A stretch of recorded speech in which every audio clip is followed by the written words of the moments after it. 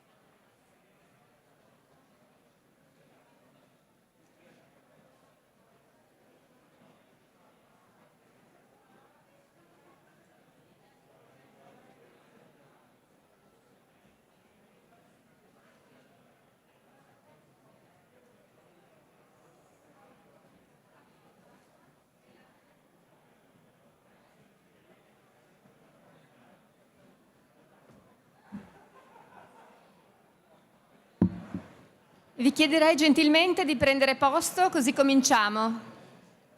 If you take a seat, we can start.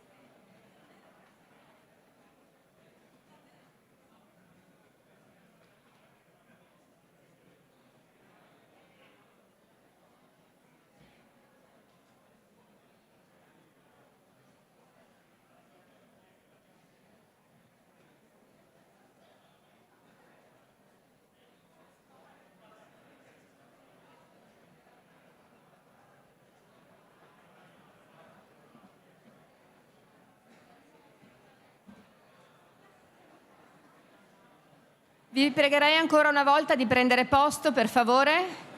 Abbiamo circa 500 iscritti in piattaforma e già quasi 300. Please take a seat. We have more than 300 people watching or listening to us remotely. So please take a seat and we can start.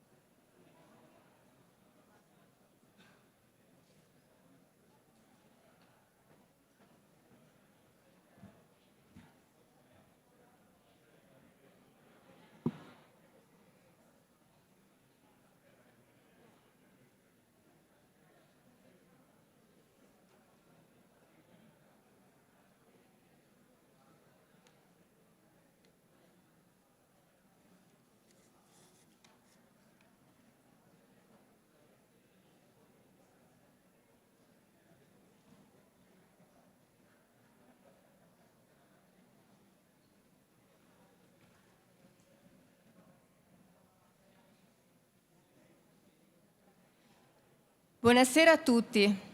Good afternoon. I am Alessandra Ferrari, and I welcome you on behalf of the National Council of Architects, Land, Urban and Conservation Planners, and all those who are taking part at the 9th edition of the Architects' Day. We are here in Venice at the headquarters of the Biennale, that I thank for the hospitality. I thank our colleagues, our hosts, and all those present here or connected online from Italy or abroad. We are going to discuss today issues referring to us as persons.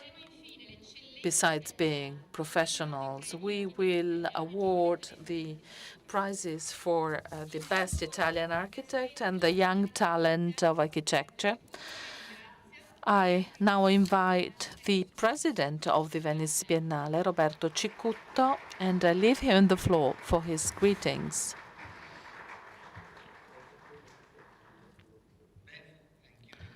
I want to thank you all. I want to thank the President, Councillor De Martina, our guests, for being here after the difficult times, after the last difficult 18 months. I thank you for being here in the Biennale for this celebration, and I congratulate the winners of the awards. This year, the Biennale will publish an annuary of architecture. It has already done so for cinema and for figurative arts. Since 1970 and even before, we are telling the story through the protagonists and the themes discussed by the different curators. And I'm saying this because since I arrived here, alas, or 1 week before the first lockdown, the first important decision we had to make was whether to open or not to open the national architecture, the biennial architecture exhibition. You all know what we decided. But as my predecessor, as a friend of mine, Armando Olmi, used to say, idle times are not useless. And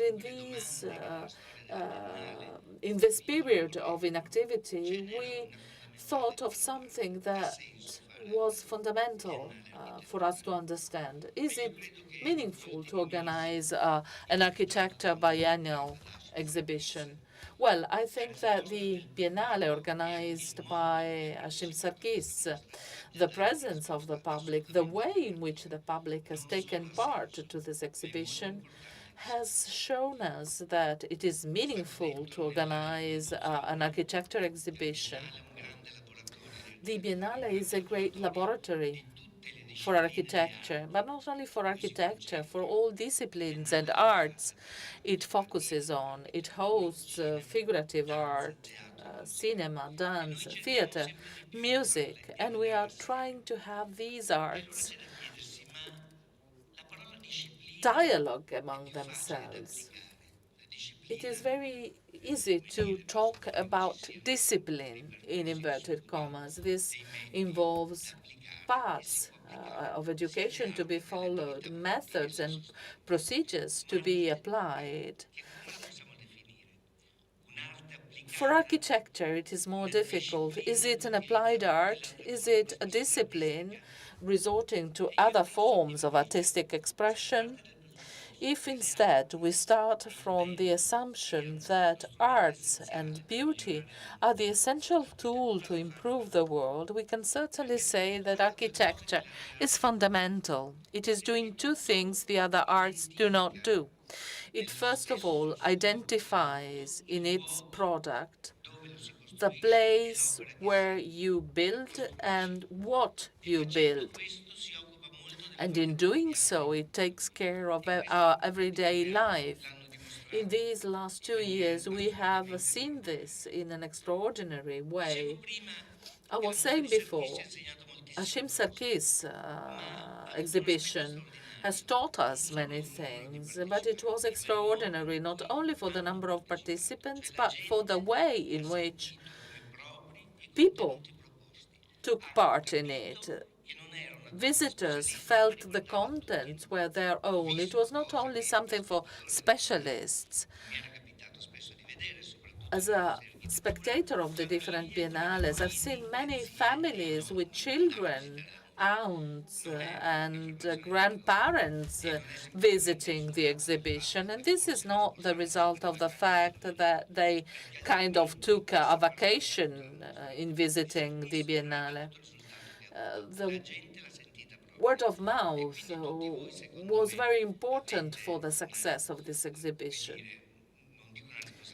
You are all part of this success, and we have now one additional objective: to make your work more participated, because it has a lot to do with our everyday lives. The initiative you're launching today, and I'm grateful you are launching it inside the headquarters of the Biennale, creating a law for architecture, is extremely important. I will follow the developments with great attention. I know that the Ministry of Culture has strongly supported this initiative of yours. it will be something very special, not only a set of norms and regulations, but it will also include contents that tell about ourselves. We should start from the needs of the persons everywhere they are. The Biennale is an extraordinary place because it is an exceptional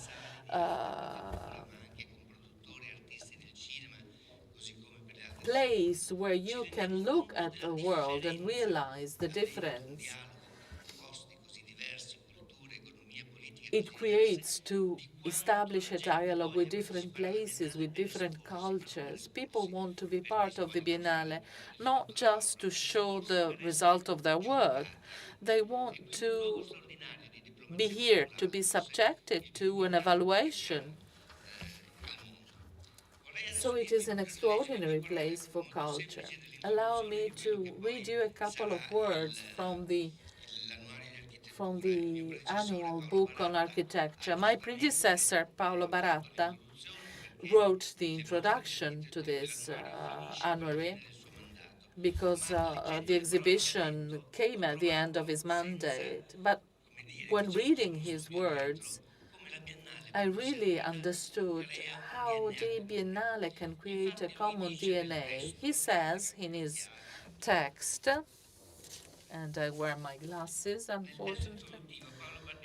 In his introduction, Paolo Baratta writes, in 1979, the director of the theater sector, Maurizio Scaparro, started an initiative entitled Venice and the Cynic Space. On that occasion, Aldo Rossi created the theater of the world, Il Teatro del Mondo. And more than ever today, that sentence has a deep meaning. It reveals the very spirit of the Venice Biennale, the ability to renovate without divisions between the different arts and disciplines. Maybe at the beginning, it might be the result of personal intuition and not of a global design. But it is clear that what you breathe in the Biennale through the proposals made by the different curators is full of experimental attempts and future. We have here a reference of an interdisciplinary action, a cultural and political action, a kind of call to arms extended to all disciplines. And he concludes by saying architects here become the directors of complex operations. And I read in these words the continuity of the projects of the Biennale, the architecture exhibitions that have changed in time because of the changes in the reality we describe. Thanks again for being here, and I wish you a fruitful work for the future. Ringrazio il Presidente Cecutto per le belle parole, oltre che per l'ospitalità. La nostra collaborazione continuerà con la nostra disponibilità massima. E adesso chiamo a palco il nostro Presidente del Consiglio nazionale, Francesco Miceli.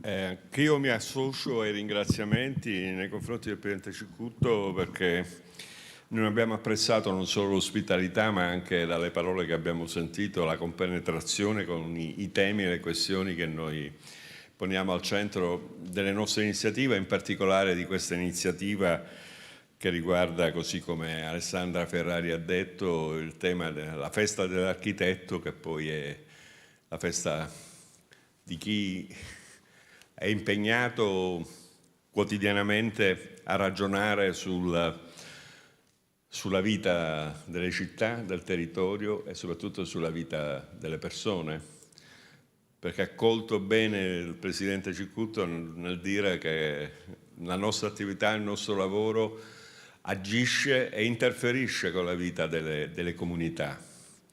E questa è una prerogativa del tutto particolare di una disciplina che è complessa, è articolata, è una disciplina che ha un valore sociale, civile, e soprattutto un valore culturale.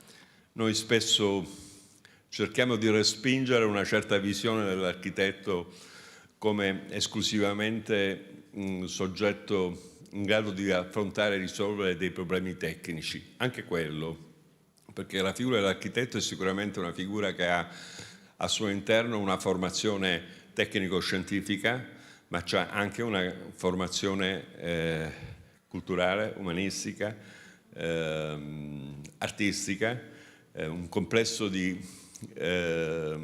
temi, di questioni che fanno parte della nostra disciplina, che ne fanno per molti versi una unicità.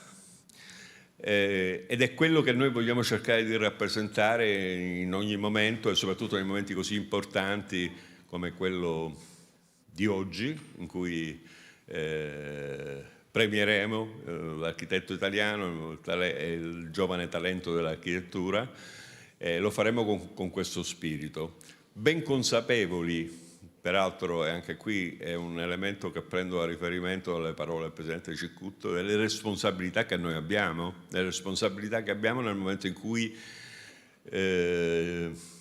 operiamo nella trasformazione della città, nei luoghi di vita delle persone, nella residenza, così come nei luoghi di lavoro, nei luoghi della cultura, nei servizi che mettiamo a disposizione col nostro agire, col progetto come elemento centrale di questa nostra azione, nell'affrontare e risolvere i temi di una comunità. Una grande responsabilità che riguarda appunto la vita delle persone, riguarda anche, come qualcuno ci ha spiegato in passato, la salute mentale delle comunità, in quanto l'ambiente, lo spazio in cui viviamo ha sicuramente un'influenza sulla nostra vita, sul nostro modo di essere, e quindi la qualità dello spazio, sia esso urbano, dello spazio all'interno delle architetture, è un elemento assolutamente imprescindibile nel nostro lavoro, e il tentativo che facciamo, che mettiamo in campo, è proprio quello di realizzare il massimo della qualità. Non sempre ci si riesce evidentemente, ma va apprezzato questo tentativo, che è parte importante del nostro lavoro. La Biennale per noi è un punto di riferimento grandissimo. Per le cose che il Presidente Cicutto ha detto, noi pensiamo di essere, ci sentiamo in qualche modo parte di questo lavoro, di questo impegno di un'istituzione culturale di grandissima importanza, tra le più importanti, e sicuramente per quel che riguarda il nostro lavoro, la più importante del nostro Paese, che ha anche un grande rilievo internazionale e mondiale. E mi piace anche pensare appunto alla Biennale, così come è stata descritta, come un luogo di ricerca, perché essenzialmente questo è la Biennale di quest'anno, lo dimostra in tanti suoi aspetti, nel modo in cui si è sviluppata, con i temi che ha posto al centro dell'attenzione dell'opinione pubblica nazionale e internazionale. Ecco, un luogo di ricerca, è un po' quello che noi tutti dovremmo fare, lo facciamo anche noi nel nostro piccolo, ma ecco, la ricerca credo che sia un elemento fondante dei nostri principi costituzionali, in qualche modo, oserei dire questa parola, della nostra disciplina. Il fare un progetto per noi è significa proprio questo, cioè procedere attraverso un percorso di continua ricerca di nuove soluzioni e ricerca anche di innovazione. E da questo punto di vista è del tutto scontato il fatto che la Biennale possa rappresentare per noi un punto di riferimento, un momento di sintesi di quella che è la ricerca che si sviluppa nel campo dell'architettura, nel campo della trasformazione dell'ambiente costruito, così come si suol dire.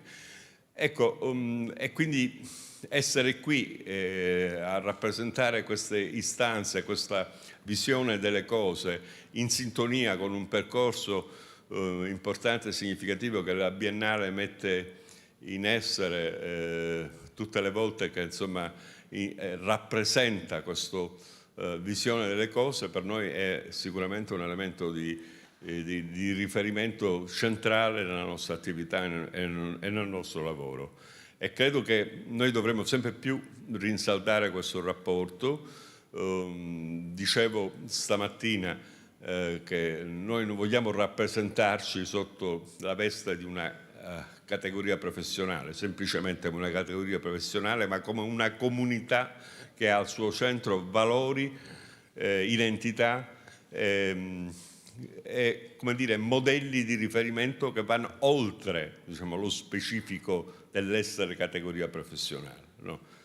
Il nostro ruolo non è soltanto il ruolo di progettare e costruire la città, ma di progettare e costruire la città nell'ambito di un percorso che ha al suo centro l'interesse pubblico, cioè il benessere della comunità. E quindi in quanto tale che crediamo appunto di rappresentare valori che non sono legati soltanto alla nostra attività professionale, ma sono valori che possono essere condivisi con l'intera società. E questo è il senso che abbiamo dato anche alla nostra iniziativa, peraltro, come ricordava il Presidente Cicutto, accolta positivamente dal Ministro Franceschini, di dare vita a una legge per l'architettura. E anche qui abbiamo sempre sostenuto che non è, come qualcuno può pensare erroneamente, una legge per gli architetti, è una legge per la società. L'architettura è un valore che riguarda l'intera società e quindi è in questa direzione che vogliamo che il nostro Paese faccia anche da questo punto di vista, come dire, un passo avanti, no? E credo che in questo percorso abbiamo sicuramente un'alleanza con la Biennale di Architettura che evidentemente sostiene evidentemente l'ipotesi che l'architettura possa avere un valore condiviso, possa essere un valore condiviso da parte dell'intera società. Oggi affronteremo questo argomento, ci confronteremo su questo tema, cercheremo di capire quali sono le esperienze importanti che si stanno sviluppando anche in altre parti d'Europa. È la notizia di qualche giorno fa che anche la Spagna si è dotata di una legge per l'architettura. Noi guardiamo con grande attenzione anche queste esperienze che si stanno facendo e che stanno raggiungendo e avendo dei risultati importanti e pensiamo che anche in Italia bisogna andare in quella direzione. Forse arriviamo ultimi in questo percorso che in altri paesi è stato avviato e affrontato e risolto in qualche caso in tempi già lontani. Ecco, però avremo la possibilità di costruire un percorso di legge per l'architettura che sia più adeguata agli nuovi scenari che anche l'Europa sta mettendo in campo. Penso per esempio al New Bauhaus Generation, che insomma un po' dice le cose che ho cercato di rappresentare in maniera sintetica, quando affronta il tema appunto del cambiamento culturale, del rapporto diverso che noi tutti dobbiamo avere con il modello di città che vogliamo costruire, sulla qualità dell'architettura, sulla qualità degli spazi urbani, con i temi dell'ambiente. E quindi è questo percorso che noi abbiamo già avviato e quindi salutiamo con un grande interesse l'impegno preso anche dal Ministro Franceschini. Pensiamo che questa sia la strada giusta per affermare quei valori e quei principi che ci vedono non solo impegnati come protagonisti, ma che hanno sicuramente nel contesto culturale italiano anche la possibilità di alleanze forti, significative, di grande spessore culturale, che sono rappresentate da tante realtà e in primo luogo sicuramente dalla Biennale di Architettura, che per noi rimane e resta un riferimento principale nella nostra azione. Grazie al Presidente Cicutto per l'ospitalità, grazie per le parole che lui ci ha rivolto. Credo che questo sia un ulteriore passo in avanti per ulteriori iniziative comuni nell'ambito appunto di quel processo di ricerca continua che ci contraddistingue e che credo che sia poi un denominatore comune da salvaguardare e da valorizzare per il prossimo futuro. Grazie ancora.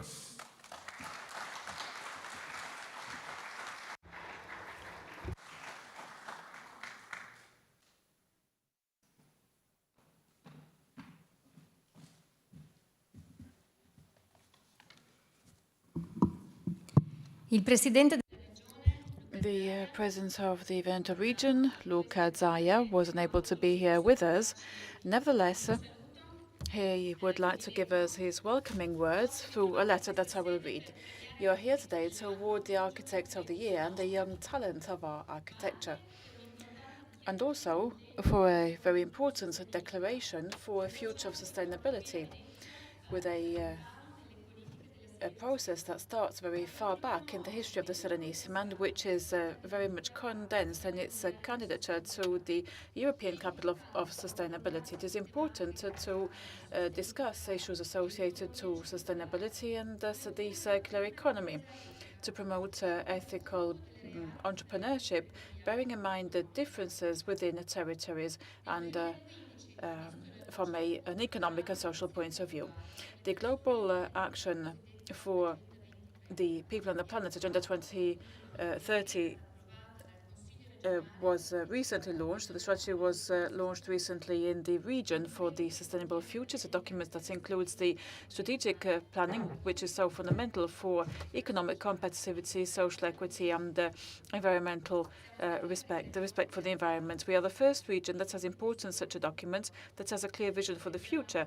We believe that by safeguarding our land, we will be able to ensure to our communities a better quality of life. I therefore wish you all fruitful proceedings for the contribution that you will be able to provide with new solutions for better living that are more sustainable in terms of housing. So congratulations to all those who are awarded and fruitful proceedings to all.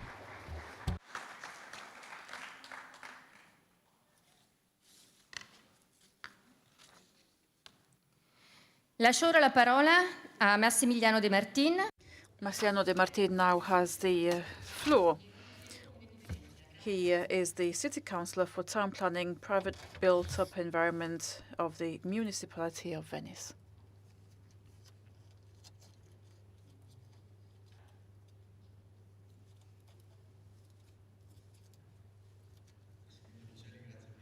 Thank you for inviting me, President Micheli. I am very honored to be here, and I would like to bring you the welcoming words also of the Mayor, Mr. Brugnaro, who is also an architect. I would like to thank President Cicutto because he shows that the city is always open to everybody. It is a place where everybody can come together.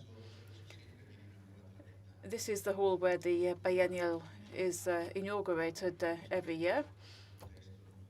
And today it is especially important that we are here, considering the context that we are in. I will very simply make two very positive remarks. For a start, the importance of enhancing the role of those who study more than others. You are bringers of science. Not everybody has had the same opportunities. You have studied, and therefore you have the opportunity to have the knowledge and make it available to the community.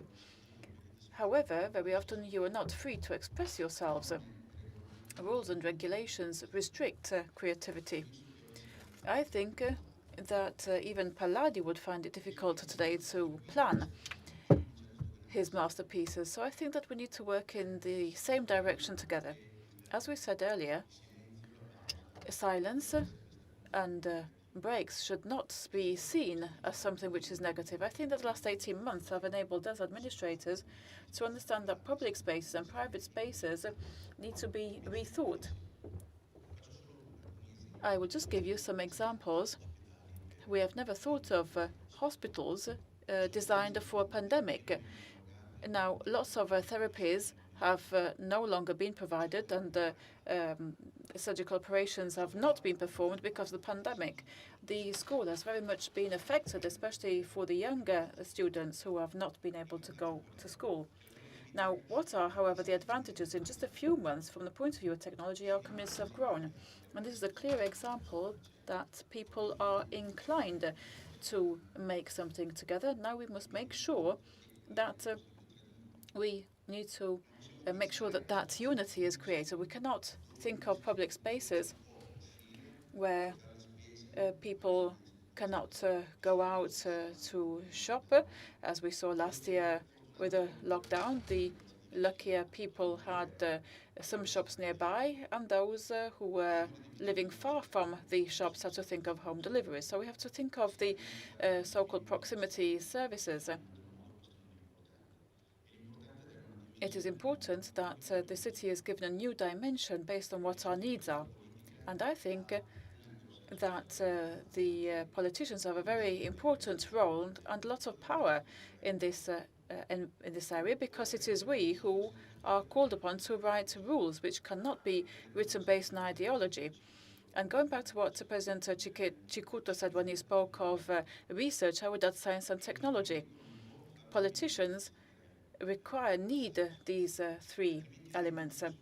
Otherwise, they make ideological choices to the benefit of some and to the detriment of others. Another very important thing that we should think of is how administrations can change in order to plan together with the community. And I will leave aside all the issues associated to political clashes, because it is not about this that I would like to speak today. But I think that urban variants require new modes for being implemented. The town planning processes last between 10 and 15 years. Now, time, we have understood, is very important, also in terms of the investments made.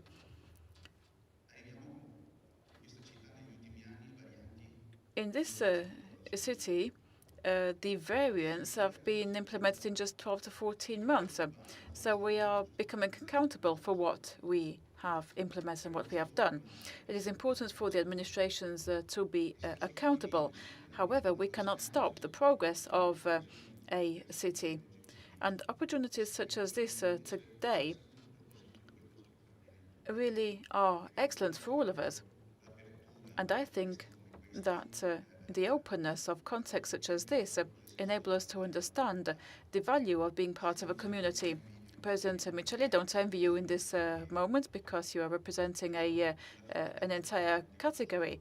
However, it is important to consider that what you are doing might be difficult, but it will be important for all of us.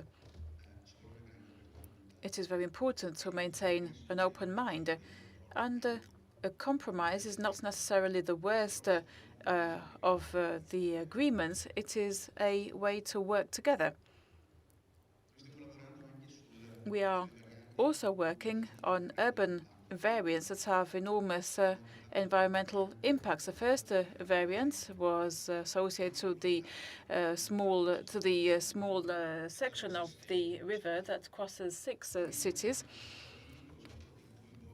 We decided that we wanted to involve all the other administrations, regardless of who they were represented by, because the environment is a good that is available to all, and therefore we must work on it in an open-minded way.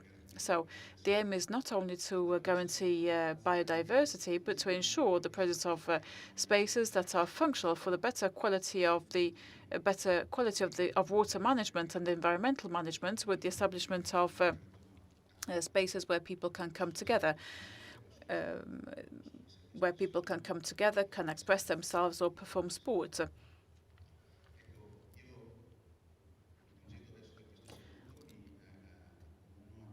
And I would like to join my voice to those who came before us. Very good and excellent work for all of those who were brave enough to come here and to accept this challenge, which is a challenge with ourselves, for the pleasure of showing something that is new, that is beautiful. So thank you for inviting me. The city is here at your side, It is a city that wants to be known in all its details, not only in the ancient area, but also in its islands and also the mainland. And especially for the guests who are physically here, I would also like to say hello to those who are connected thanks to the technology that is available. I hope that you will have the opportunity to get lost amongst the Calli of Venice.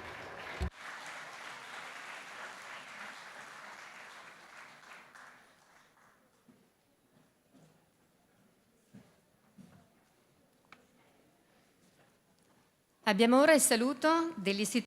And now the welcoming words of the Venice Architecture Institute, Francesco Musso, director of the research section of EUAV of Venice. Thank you. I also bring you the welcoming words of the new chancellor, who was unfortunately engaged in a previous event. EUAV is a school that has recently gone back to being a school with a special statute.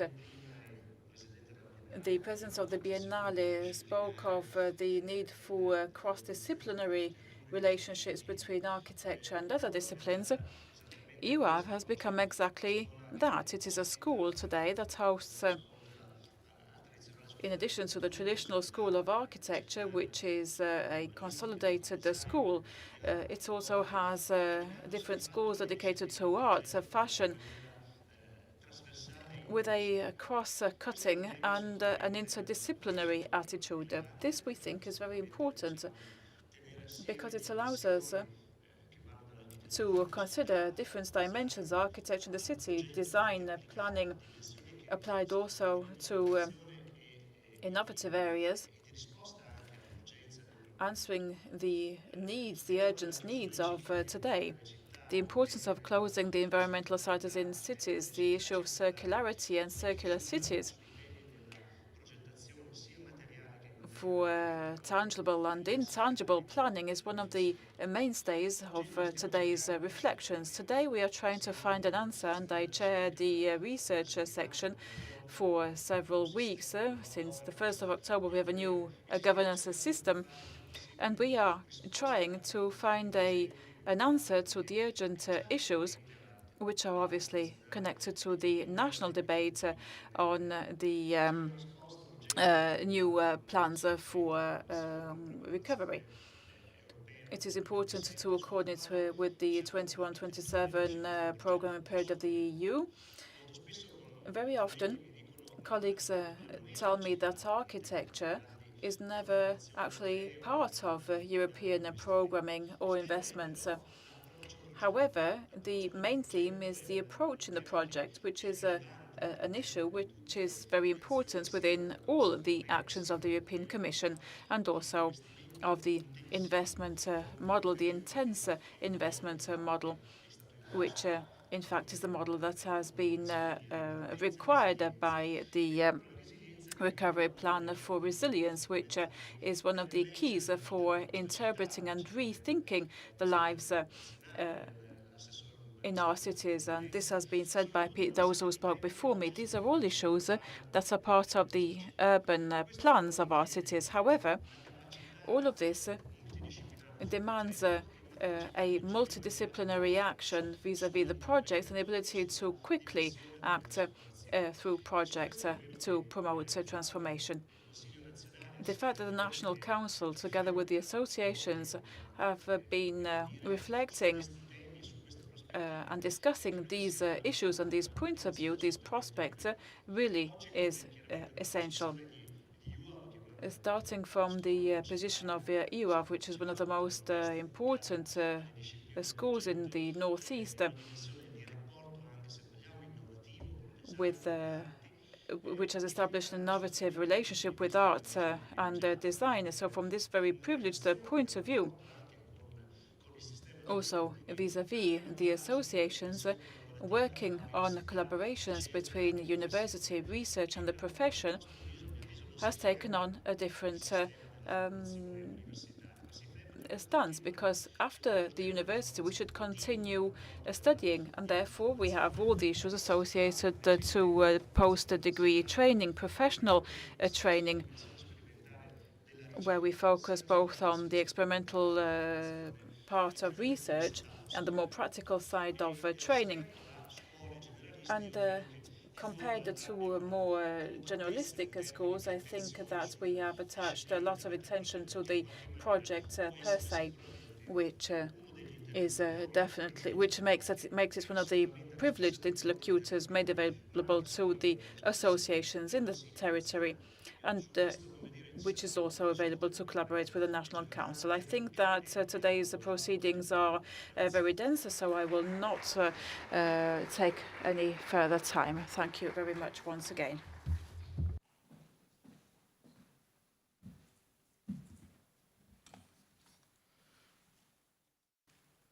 Abbiamo ora un saluto dall'estero. We have now a greeting from abroad, Professor Paolo Mellano, who has decided to be with us during this celebration day. Good morning, everybody, and thank you for inviting me. Unfortunately, I cannot be there with you in Venice, in such a prestigious building as that where you are there in the Biennale. I wanted to greet you as the director of the Department of Architecture and Design of the Turin Polytechnical, but as director of the Italian Inter-University Conference of the School of Architecture. It is an important day for the National Council and a very important historic moment for the whole of the profession. Some fundamental issues are being discussed in Parliament for the training of architects. First of all, new professional degrees we should discuss a lot about, but it is not the moment now. We have been debating for a long time a law for architecture. So the possibility of exploiting this moment of celebration for a commitment by Italian architects to develop a procedure to create a law for architecture is particularly favorable. And I would like to sign a document should you prepare one to be signed. I will be committed with my new mandate starting on January the 1st, 2022. With the National Board, I will be committed with this issue and other themes with a mutual collaboration and institutional respect. I wish you a fruitful day of work, and allow me to greet you by saying, long live architecture. Thank you again.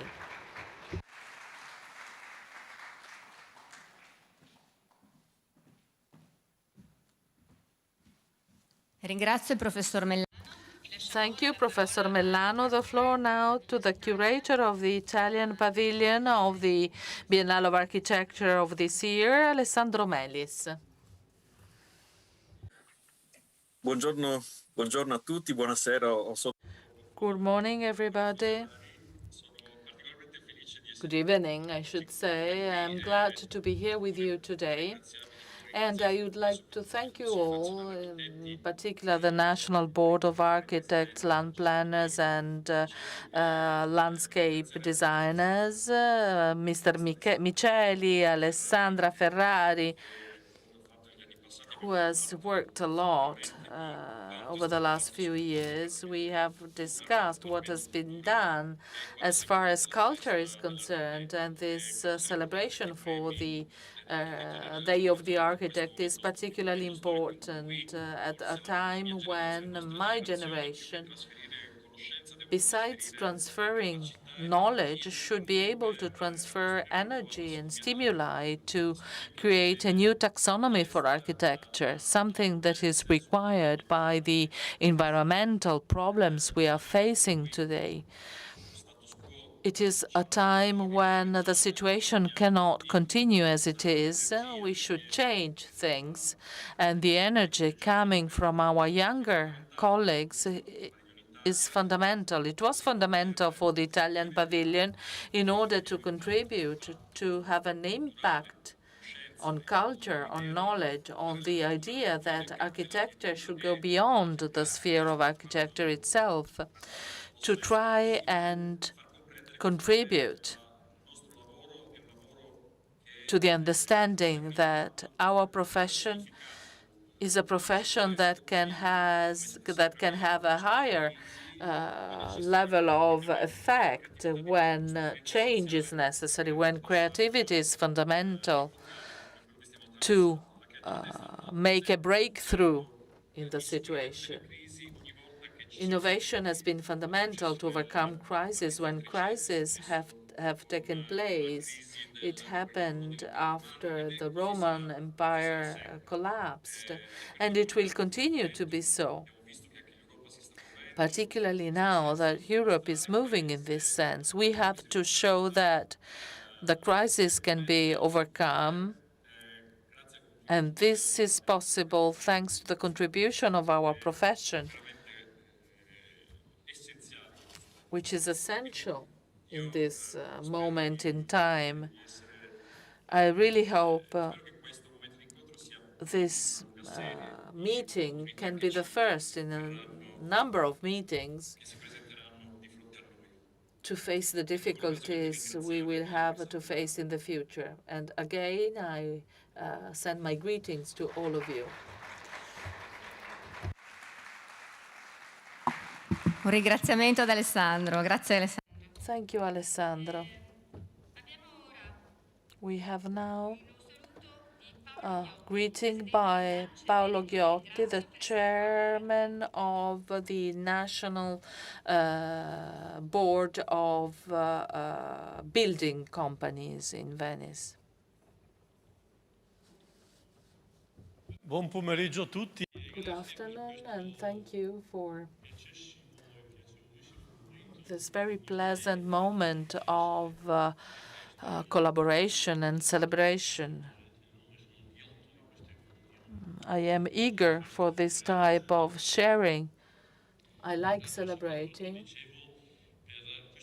I want to thank you for this moment of sharing experiences. We can learn from this. I think we really feel the need to learn how to learn. We live in a society, the evolution of which is very fast.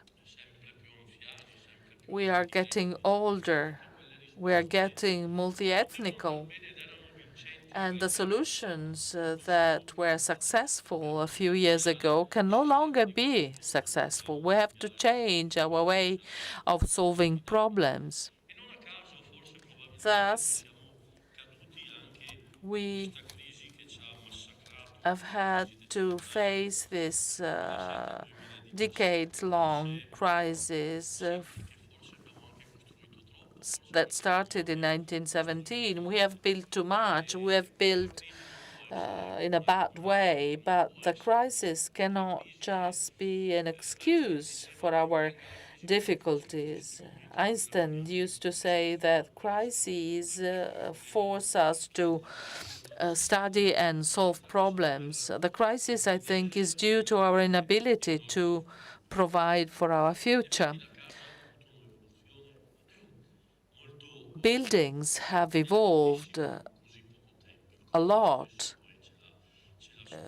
in the recent past.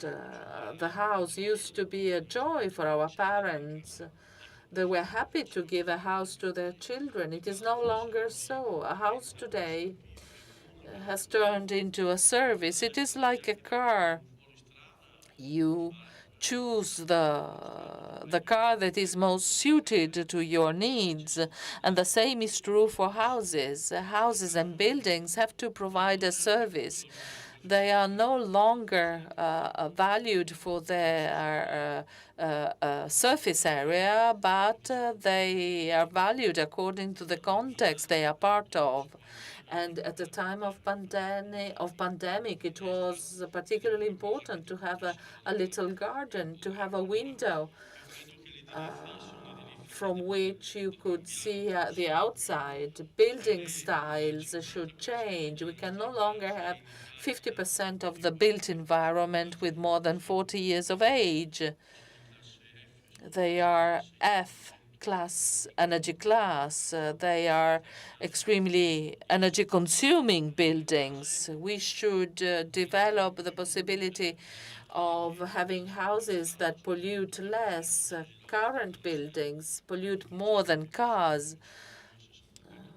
They emit 64% of the total thin dust emission. We have to change.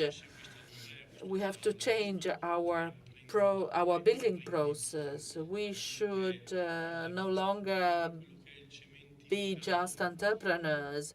We should improve our role. We should no longer be considered as polluters. In Veneto, we were first in terms of land consumption. We have consumed more than 923 hectares of land in 2019. We should reach zero consumption of the land, and the building occupation also includes highways, wastelands, hospitals. So we should turn to a concept of serving the community. We should change our building style. As Renzo Piano used to say, we should turn to a building style that is more attentive to soil and land, to what surrounds us, a building activity that should be able to demolish and rebuild on the same site. We have the technology and the capacity to do so. And sometimes this costs less than simply restoring an old building. In order to do so, we should create a value chain that also takes care of the clients, of the universities, of investors, all of you who design, but also through builders. It should also involve politicians who often do not listen to our needs. Politicians very often fall within the bureaucracy, red tape, in the negative sense of the term. Bureaucracy costs us 5% of our overall turnover or our overall profits. Politics should support us, should support environmental sustainability.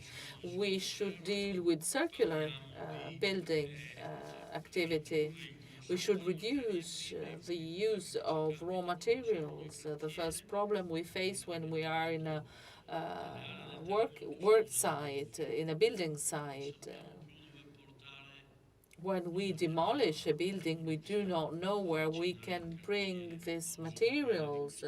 Why can't we simply grind materials in the building site itself and use the resulting material to build streets or highways? We do not think of this in Austria.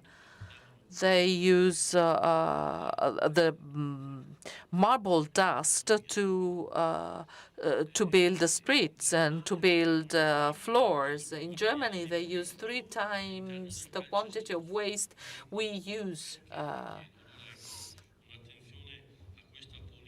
And we are not doing this instead. So we should pay attention to faster procedures. The Romans were able to eliminate what was superfluous. They were very rapid in implementing laws It is difficult to do so today. We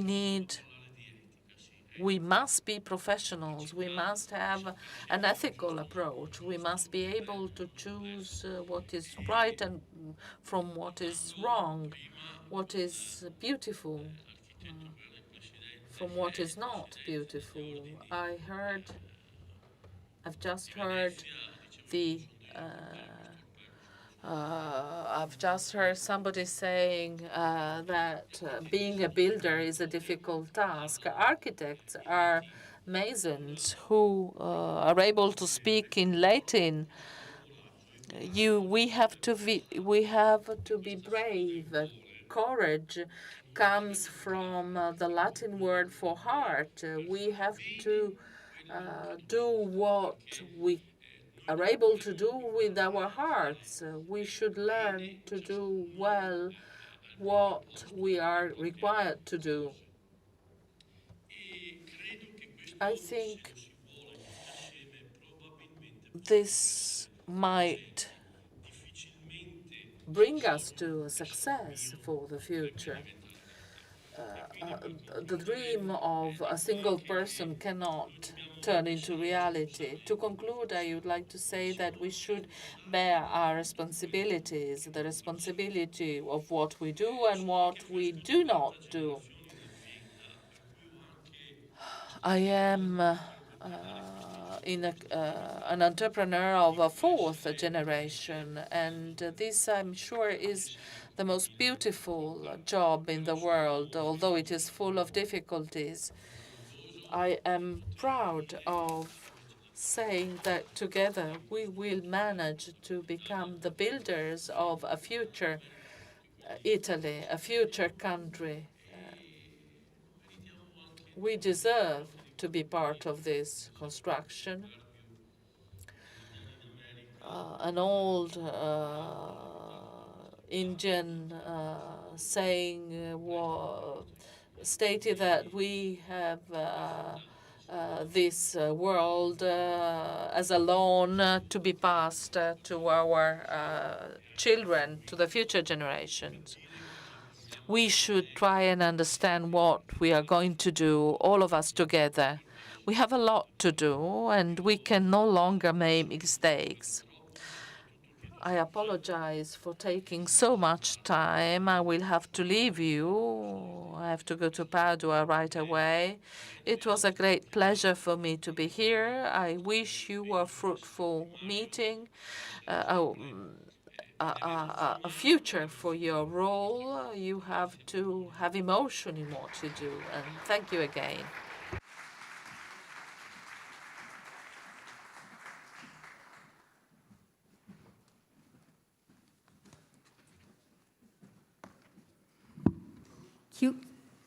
Chiuderà i saluti della giornata. The final words will be pronounced by the president of UIA, José Luis Cortés Delgado from Mexico.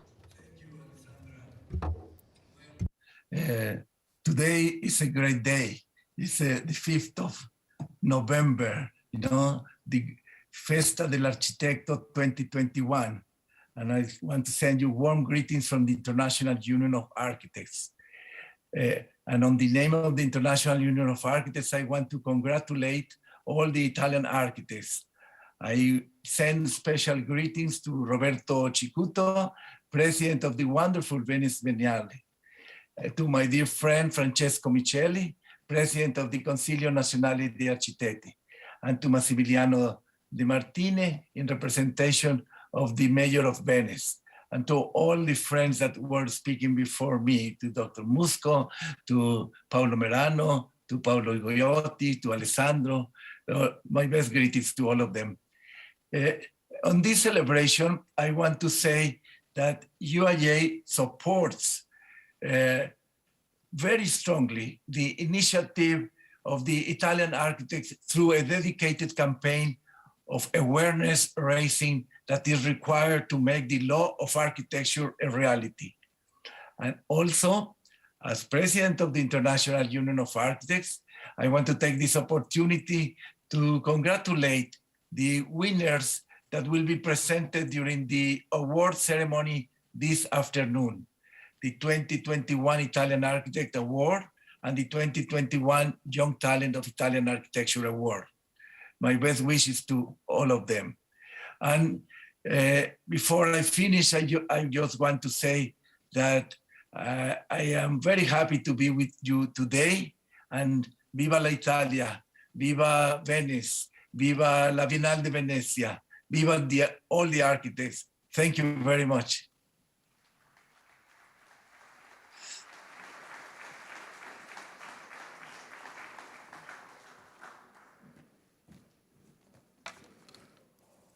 Thank you very much. Entriamo nel vivo della Now let us go into the discussion. That will definitely be lively. On 16th of July 2019, I was invited to the press conference inaugurating the How Will We Live Together edition of the Venice Biennale. It encouraged us to think about contemporary living. The pandemic has upset the foundations that that meeting was founded on. It was necessary to find a new answer through an approach that was best suited to ensure the survival of the planet through sustainability. Sustainability of our actions cannot be defined if we don't focus on the broader picture, considering all the topics involved and which are interconnected. It regards not only issues associated to resources and the need to change our customs, the way which we produce things. It requires a more radical rethinking of the way we live, involving all the environments we live in. The European community, after the pandemic, launched the new Bauhaus Generation project, stressing the importance of a new cultural approach on lived-in spaces, which calls upon architects, engineers, artists, and other professionals to collaborate. The approach is transdisciplinary. It is attentive to the different scales, the local scale, the large city. We are required to think of inclusive and accessible spaces, spaces that relate with different cultures and different ages. It requires us to think of traditions and history while respecting the ecosystems of our planet and other built-in areas. Now, sharing. Sharing is essential because here we share the need to think of the needs of our cities, of Venice and other cities. It is important to have a regenerative approach inspired by natural cycles to reconstitute resources and ensure biodiversity. However, it is also important to respond to specific material needs inspired by creativity, art, culture, appreciating all forms of diversity seen as an opportunity to learn one from the other. It is obvious that this approach cannot be restricted to one community or one group. It must become a shared behavior. Otherwise, it will fail. It is necessary, therefore, to have a broad vision and understanding, to understand all the different issues that are involved. Now, all of those who work in this segment have considered it important to contribute to the European project through different moments of discussion. We have not simply wanted to support the initiative, but also to contribute to it concretely. On the 9th of October, in the Italian pavilion, we discussed the different facets of the relationship between digitalization and the profession, working with the Union of the European, Mediterranean, and world architects. Now, technology has been often considered as being a panacea. However, it will not provide us with all the solutions. Indeed, technology is an enormous and a great resource. that has become extremely advanced. It is able to elaborate algorithms that can complete the in computer by Schubert. However, we wonder whether he would have, in fact, been able to finish and to actually compose it. The answer is no, because algorithms are able to solve problems, but they cannot replicate the creativity of human intelligence, because from its errors, it has the ability to change a point of view and elaborate new solutions. We have understood that we must focus on the human being. On the 26th of October, there was the Cultura workshop dedicated to the Bauhaus initiatives in Italy. It was not simply an initiative to support the European think tank. It was the start of a pathway that brings together Italian regenerative projects. It has collected 26 projects where actions, processes, and effective solutions were identified as a source of inspiration. At the same time, it was considered how they could be overcome.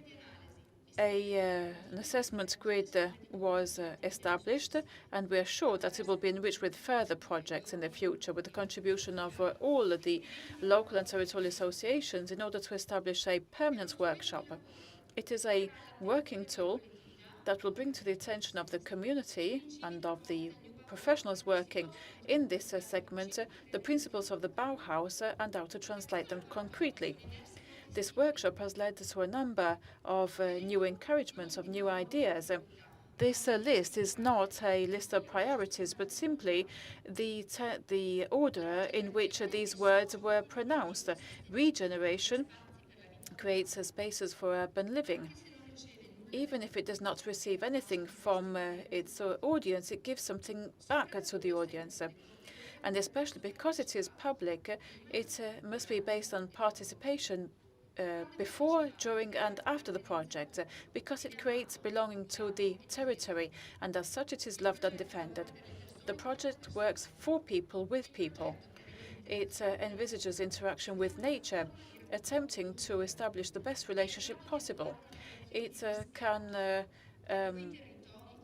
give a new life to territories that have been compromised in the past.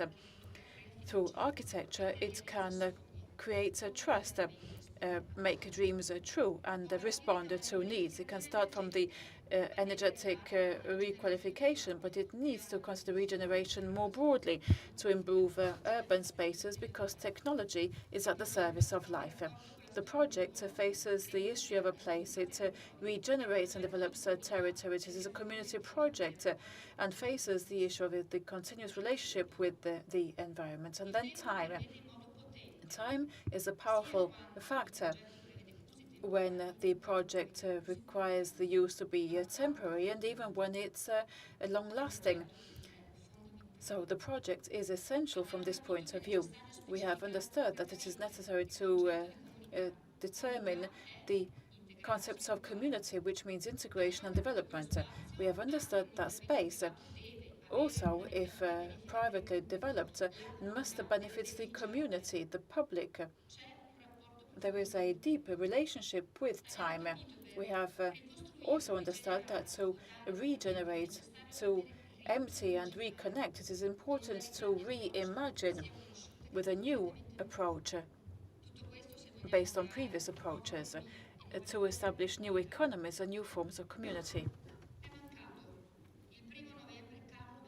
Carlo Melograni passed away on the 1st of November. He was the designer of the Testaccio in Rome and the innovative regeneration projects. The aim was to make buildings that were on a human scale. He supported the democratic planning model that attempted in all planning stages negotiation with the collective participation of the community. And this has been tested over the years in several ways. However, at the same time, speculation has also been present, where projects, including public projects, are designed, and then people are told to go and live there. So what has changed from Melograni until today? We have new experiences, new more knowledge. The technology is better performing and a greater awareness. It is now time to change the law. This morning, in the conference of the National Association, mention was made to the urban planning law, which dates back to 1942. It is 80 years old. However, we also mentioned a more recent law on school buildings, which is of 1965. It is almost 50 years old. Justinian, 1471, for more than 400 years has remained unaltered. It has gone through changes both in terms of function and structure. It was established as the house of the noble family. It was then a hotel. Now it's host the Biennale of Venice. Today it is a theatre. Well, Venice really represents the case of a beautiful place which has been subjected to total conservation. The latest interventions show that cities such as this can enrich its spaces with contemporary interventions that are brave and respectful. So a good example of the regeneration of historical centres. So all of this is part of our heritage. It is the expression of the historical identity. It is a resource for the country's development. The choices, both political and strategic, associated to architecture and landscape, are important for the future of the country in terms of sustainability, economic development, social development, for the general regeneration of the society. Many European countries have dedicated the policies or laws for architecture. France, for example, that has had a law for the last 44 years. Other countries are approving their laws, starting with participation, based on participation. Spain, for example, has started the itinerary towards the establishment of a national law with a great awareness campaign. Just last week, the law obtained its first approval. This experience will be discussed by Iñaki Carnicero Alonso Colmenares, the General Director for Architecture and the Urban Agenda of the Ministry of Transport Mobility of Spain. Now, many have insisted on the importance of a law for architecture that focuses specifically on this matter, with the aim of ensuring the well-being of the community and of future generations, acknowledging that architecture and landscape are a common good of primary interest. Honourable Franceschini, Minister of Culture, started up this pathway, and it really is a historical moment in time. The entire day organized here today wants to show the commitment of Italian architects to build together with the Ministry of Culture and other ministries, all those that will want to contribute, a positive pathway through a collective awareness campaign. We are not starting from scratch. We are starting based on the experience that we have gained over the years. And of this, we will discuss with architect Luca Maggi, representative of the Ministry of Culture, director of the Department of Contemporary Architecture of the Art and Contemporary Art DG, and I would like to thank him for participating. And now I would like to leave the floor to Francesco Miceli, the president of CNAPPC, and I would like to invite the discussants.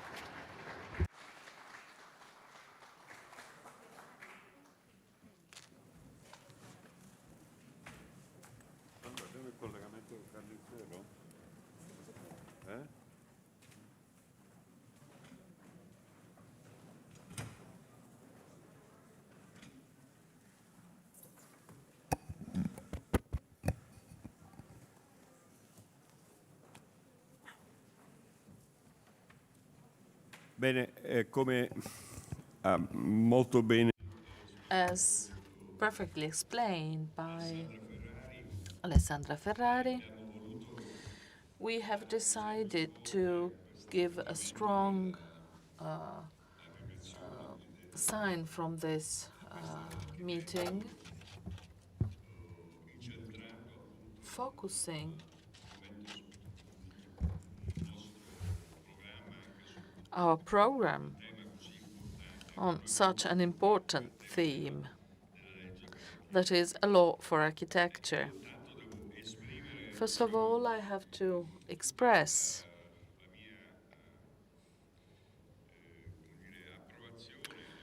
my strong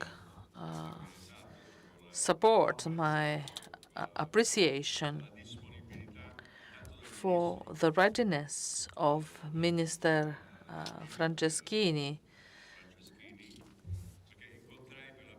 whom I met here in Venice for the first time.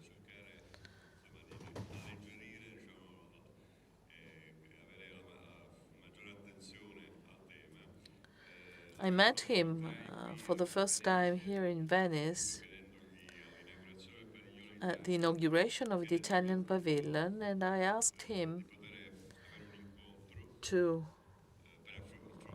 have the possibility of discussing with him some of the themes we wanted to bring forward. He stopped me and he immediately told me we have to talk about the law for architecture, which was a surprising thing for me.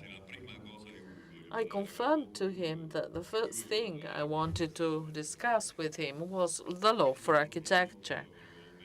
So it was a favorable impression I had from his readiness to collaborate. And then we had a meeting with Minister Franceschini in Rome. And during that meeting, we tried to explain our intentions and our ideas on the need to start this process for a law for architecture, being well aware that a first stage had already been concluded, that is the definition of the guidelines for the law for architecture. It took quite a long time to do so, and then we had the pandemic that stopped this process.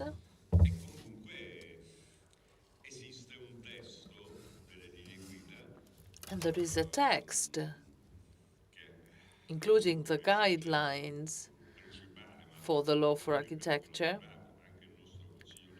We all participated in drawing up, not only the National Board, that defines principles, themes, and issues that should be included in this framework, the guidelines,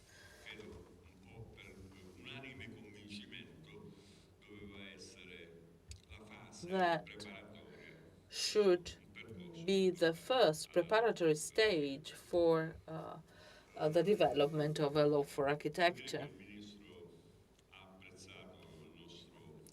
Minister Franceschini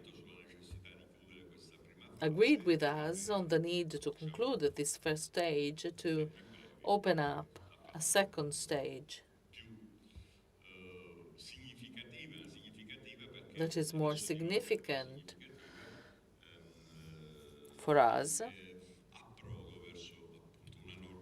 to get to a norm focusing on the themes of architecture. Why is it so significant? While the guidelines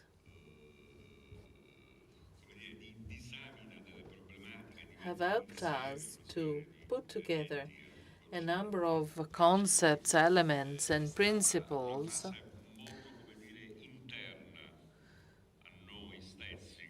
and it was a phase of work that was limited to us as professionals and to the ministry, involving partly some other public institutions. We are convinced that a law for architecture should be developed by involving the different actors, the society at large, as a law for architecture cannot be limited to architects or to the ministry. It should necessarily be a moment of sharing and participation, as the value of architecture is a value for the whole of society. We should recognize that architecture is a cultural value, first of all. I must say that we were strongly impacted by the Spanish experience.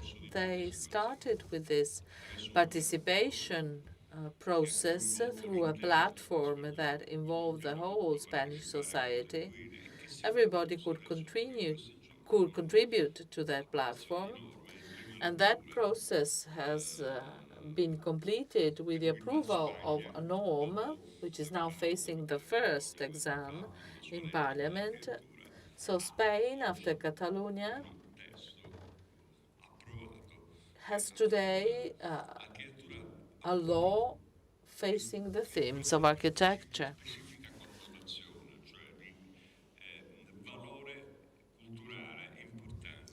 And it has an important cultural value for the whole of the Spanish society. We should connect perhaps with Mr. Carnicero, Yaki Carnicero Alonso Colmenares, and we will listen to him about the Spanish experience, the results they have obtained. I think it is necessary to acquire this experience, as in Italy we should, I think, follow a similar process, not necessarily the same, but certainly we need a participated process. I want to thank Luca Maggi for being here with us. He is the General Director for Contemporary Architecture within the General Directorate for Contemporary Creativity of the Ministry of Culture.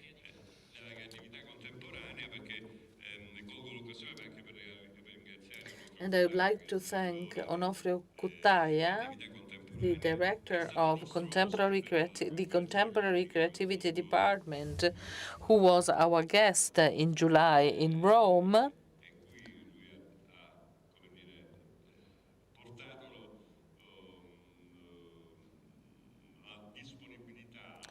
Where he was ready to participate in our discussions and to bring the support of the ministry to further develop this mutual collaboration effort. And this same support we want to give to the Italian architects who are discussing the future of the law for architecture. And I will now pass the floor to Luca Maggi, who will tell us something more about the current situation. We are sure we have the preconditions for this process to go on.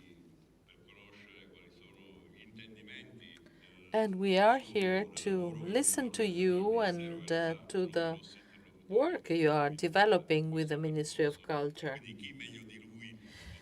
He can certainly tell us at best what he knows about the project. Thank you, Chairman. I want to thank the colleagues who are here today. For many years now, we have been discussing a law for architecture. Many years ago, we were discussing what is quality architecture. And we can certainly think of the guidelines provided by the public institutions, the Ministry for Transport, for Culture, for the artistic heritage. Well, all the ministries took part in the drawing up of these guidelines together with the professional categories involved. And these guidelines are the result of an in-depth study of the situation. So this experience continued for some years, referring to 167 different participants, public institutions, but also university research, professors, entrepreneurial experts, and we went through the whole of the regulations in this sector. We tried to analyze the different aspects of this subject, and after that, considering the historic moment, we must say that political measures undertaken by the governments did not aim at the realization of a law for architecture in the short term. They preferred to go on with studies in different steps. Today, we have this concrete opportunity, as described by President Micheli and by Minister Franceschini on different occasions. We must make a step forward. We already have for us the French experience. France has a public institution structure that is very similar to the Italian institutional framework. The administrative setup mainly refers to the French system. And the two systems are very similar to one another. In Spain, in Catalonia in particular, the law is being passed now, in these days, whereas in Catalonia, a law dates back to 2017.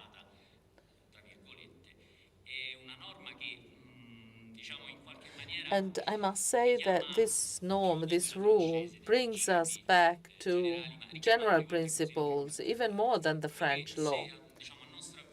If, considering the discussions we have had on the subject, if following the speeding up of the procedure decided by the government, what we really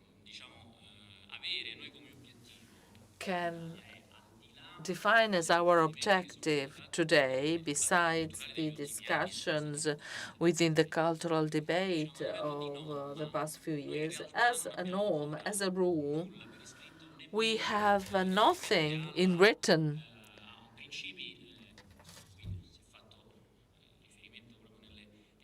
as regards the principles we have referred to at the beginning of our workshop, the cultural value of making architecture, of designing and building. But even better,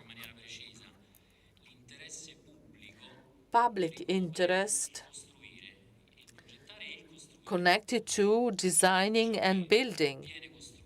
Everything that is built in France by law since 1967 has a public interest. It's part of a public interest. And this is a substantial principle. It is a general principle,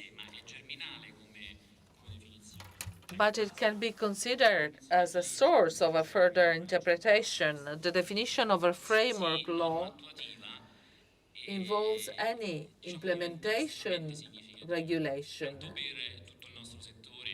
They are all fundamental for our sector, but also for the whole of the Italian society. Let us try and think what it means to define something by law. to say that a piece of architecture is of a good quality, another piece is not. And the same can be done for built environment, for the built environment. Many colleagues of ours, professionals, have had to discuss with the superintendencies in Italy that consider everything that is more than 50 years of age as protected by the law and worth to be safeguarded as it is. We are trying to create not a cultural opposition movement, but rather we are trying to create a law that protects modern and contemporary built environment. It was impossible for us to destroy the highway restaurant built by Bianchini. We need a framework law on the quality in architecture, transforming it into something that can be interpreted by the law itself, safeguarding what has to be safeguarded in the contemporary built environment. We are moving the first steps. It is high time for us to establish some principles and then verify whether this idea, whether this bill can really be developed and can then continue its legal procedure. Between 2003 and 2004, a number of bills were presented in Parliament on the theme of the quality in architecture. We have a partially incomplete regulation referring to architecture. And we also witnessed the revision of the code for the cultural heritage in 2004, where a reference is made not only to the quality in architecture, but also to a more practical approach. One last remark. We should, by the way, connect with our Spanish colleague. The norms in Catalonia refer to quality values and define these values referring to suitability and technical suitability of the buildings to be suited, to be tuned to the requirements of the society, of the place. These values should be included in the environment, and they also refer to environmental sustainability. It can be very useful for us to look at experiences made abroad. And this very effective list of principles made by Catalonian architects and maybe French architects as well is not just a modern translation of old principles. When Vitruvio referred to architecture of the triad of beauty as a composition with firmitas and utilitas, with beauty, with strongness and utility. Beauty is the result of the mixture of these three principles. And he referred to a Roman world in which military buildings were prevailing. But 2,000 years later, the principles are still valid. And the first rules, the first norms referring to architecture refer to principles we have studied at university. And we should try and implement these principles in our profession, but also try and include them in a framework law to be discussed in Parliament. I do not know whether we are already connected with Mr. Alonso Colmenares. I would like to add that what is it that we need when we discuss about a law for architecture? We are not so clear about the contents of this law. We certainly need the regulatory principles, and this is clear. There is a theme you have mentioned, the theme of the protection and safeguard.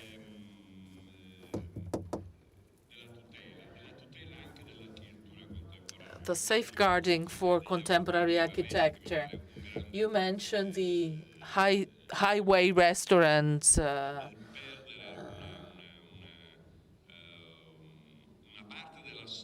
that are part of our contemporary history of architecture, related to territory and the quality of architecture.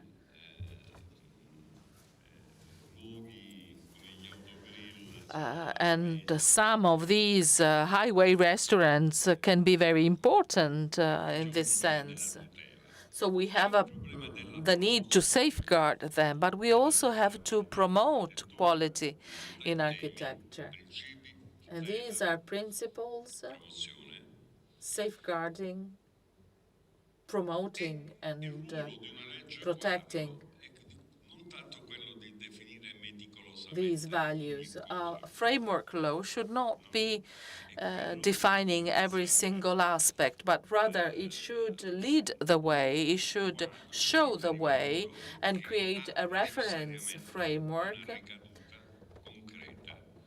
to be concretely implemented in the specific regulations. A building code, as the existing one, 380, should be revised in the light of a new law for architecture to consider principles and values that are defined by this framework law.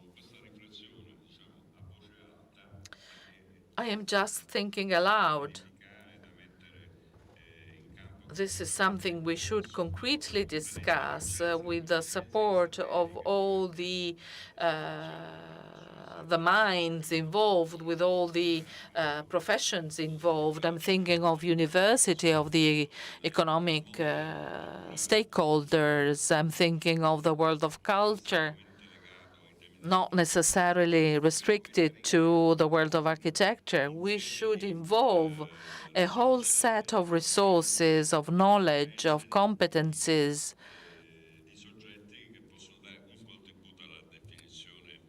by all those who can contribute to define these three fundamental principles for safeguarding and promotion of architecture. And I thank Mr. Carnicero Alonso Colmenares for being here with us. He's connected and will remain with us for 10 minutes, more or less. I would invite him to tell us about the process for the law for architecture in Spain, about your method of communicating and involving the whole of the country in the production of this law, congratulating you for the result you have obtained. Okay. Hello, good afternoon to everyone, and thank you very much, Francesco, for the invitation. Mi dispiace che non posso parlare italiano. I'm sorry I can't speak English, so I will try to speak in English. Can you hear me? Yes. Well? Oh, perfect. Okay. So it is a pleasure for me to share this presentation with all of you. And I apologize for not being physically there, but I will join you virtually. I am delighted to have this opportunity to share with you our experience in the elaboration of the law on high quality architecture that now it is at the official public hearing process. I think this meeting is a great opportunity to exchange ideas with all of you in order to join forces in the same direction that the new European Bauhaus is leading us. As most of you know, we started this project with the celebration of a participatory process in an open and digital format. We are very proud of the impact and good response of the different sectors involved and the interest that was raised even outside of our Spanish context. At the beginning, we wanted to celebrate this participatory process in a face-to-face format, but the COVID sanitary restrictions forced us to make changes and to celebrate it virtually. And at the end of the day, it was a positive fact that allowed us to reach more people. So to canalize all the knowledge and information generated, we launched a website, www.peca.mitma.es. This website is organized in the 7 issues that were raised as main areas of opportunities for the law. All of these identified issues were addressed in the debate sessions. These topics were on the social, the environmental, communication and the house of architecture, protection, research, development and innovation, the public sector or the exemplary role of the administration, and finally the quality of the architecture and of the built environment. An 8th table was added afterwards with bringing the international vision, where we had the privilege to count with the participations of colleagues from other countries, including Italy, to know the different approaches of these issues. All the sessions and discussion tables were live broadcasted and afterwards were hosted on this website for later viewing, which has allowed us to continue reaching to the largest number of stakeholders in the process. So I encourage you to enter in this website and look at the content. So throughout this process, many contributions were generated and we could build on them a good basis as a starting point for the drafting of the law. Some of the PECA data that I would like to highlight are the following.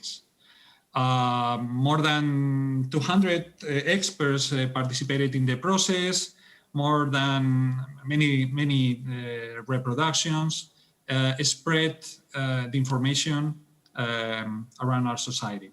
And we were frankly satisfied with the results, and we are convinced that PECA has been a turning point regarding intergenerational and multidisciplinary debate and reflection on what we call high quality architecture. However, an important analysis work was necessary to differentiate those questions that had immediate transfer in the law to others that had a better fit in other types of instruments, such as a strategy. Likewise, other aspects that could not be incorporated into the law were identified because they were not the competences of our state. We shared this first draft with the different sectors that the sectors that would be affected by the law, and we invited them to submit contributions. This process has been developed before to the legally established allegations procedure, and what we seek is to be able to reach that official procedure with the most consensual text possible. Once the contributions of the affected sectors were received, we held 3 days of debate, this time in a face-to-face format, with those who had presented us with more relevant observations about the draft that we had shared with them. On the first day of debate, we met with the academic sector, inviting contributions to the Confederation of Directors of Schools of Architecture, Technical Architecture, and different engineering.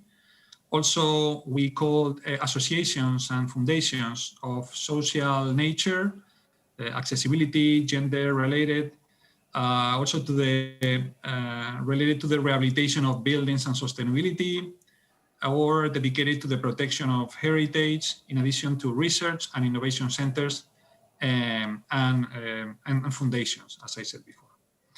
At the second sectoral table, we brought together the professional associations of architects, engineers, urban planners, as well as the Association of Developers and Builders, the Spanish Confederations of Business Organizations, and various professional unions.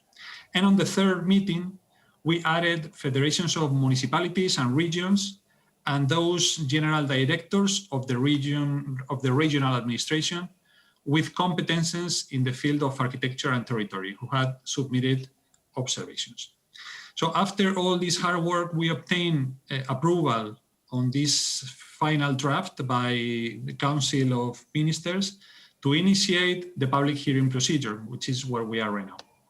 This hearing process will end next November 18th, and everyone can submit allegations right now to the test.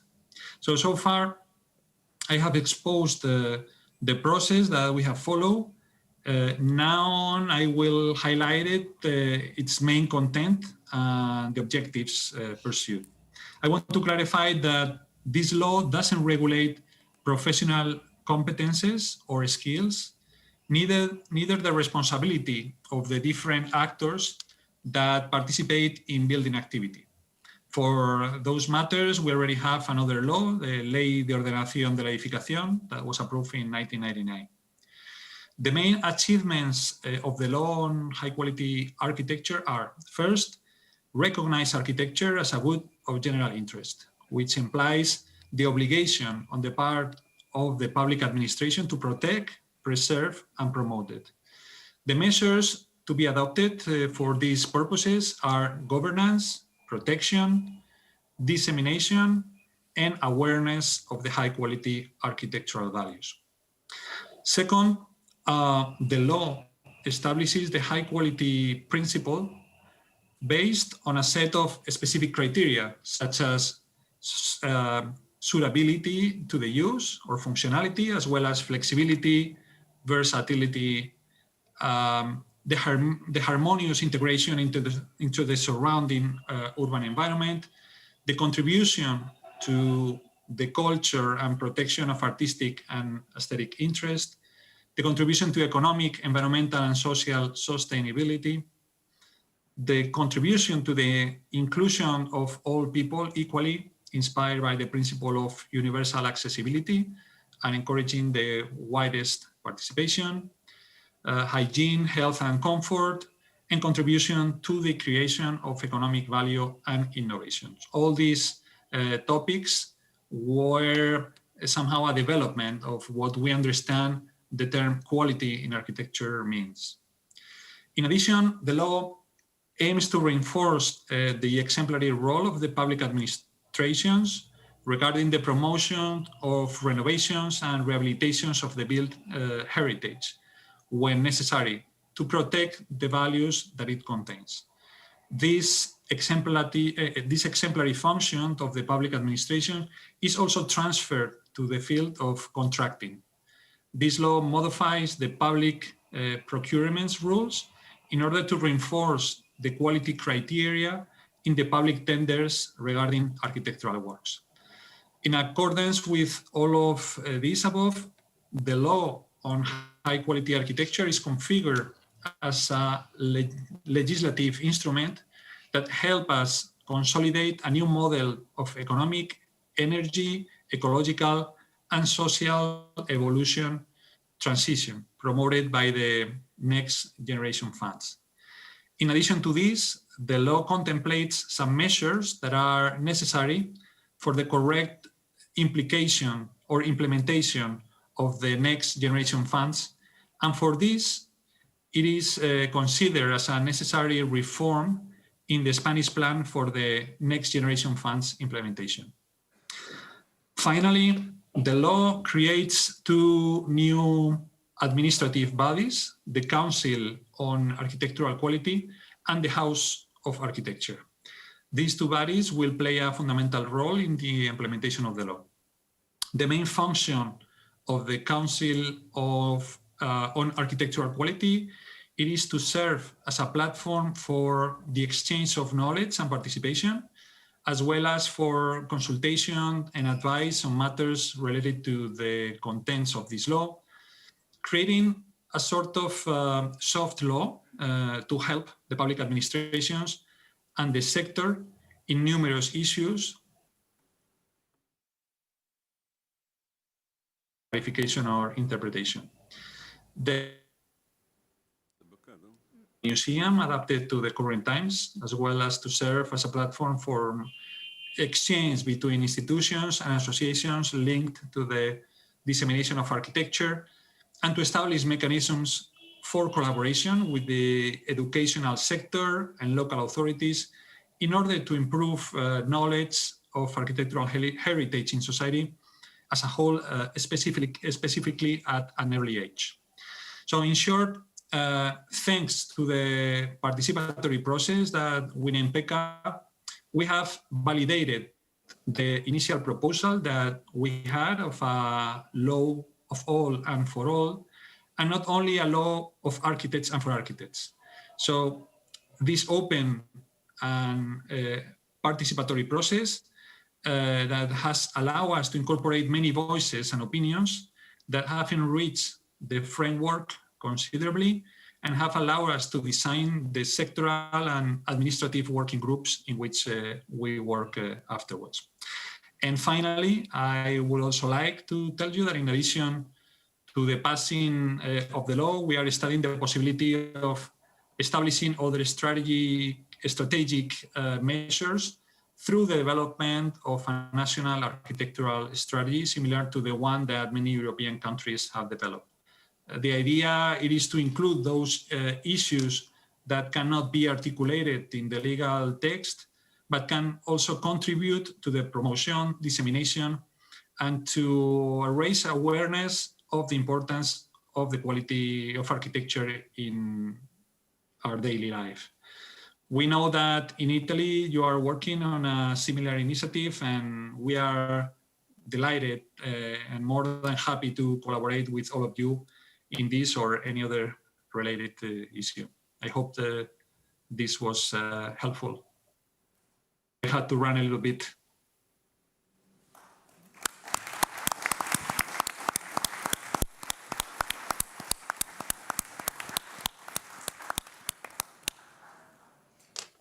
Grazie.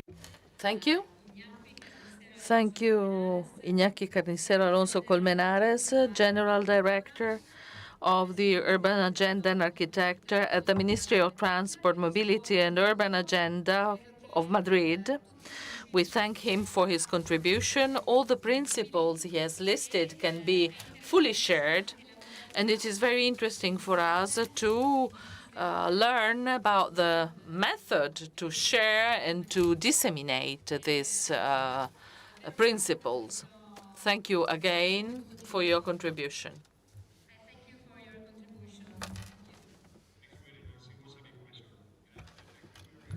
Ciao. Thank you. Bene, no, adesso I would like to add that with him we have met and discussed many times about the Spanish situation. In July this year in Rome, during the Festival of Architecture organized by the Board of Architects of Rome, we organized a debate with Mr. Carnicero. He presented his his work, he gave us important information about the Spanish experience that is extremely innovative in the way in which it aims at a certain objective.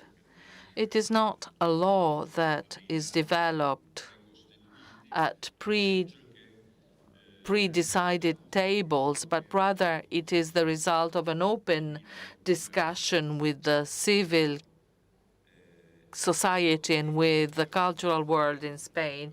And this is a great value for us. I do not think that the law for architecture in Italy can be developed without this participative process. So starting from the guidelines we have already mentioned, that we will briefly define as we are starting a new process. Starting from those guidelines, I think we should think of how we can develop this process of participation if we want to attach a new strength to the meaning of a law for architecture.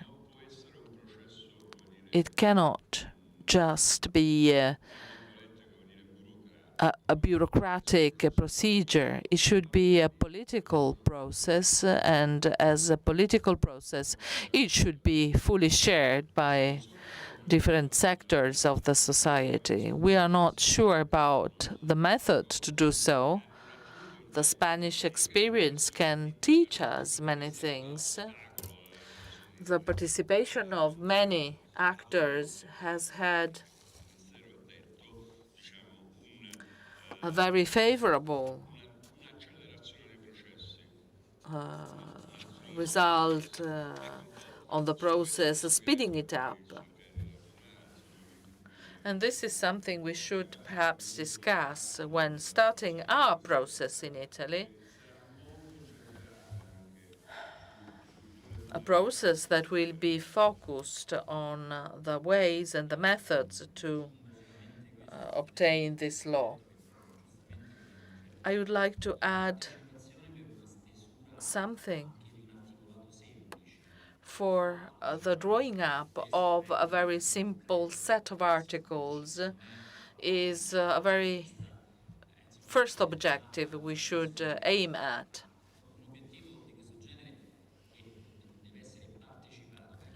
And this objective should be agreed upon.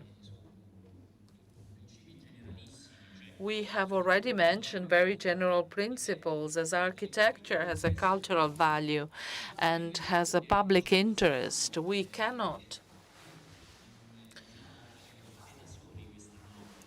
develop this law by ourselves. We can regulate the boards or the national board, but when we discuss about architecture, when we say that this activity is of public interest, this already requires an open debate.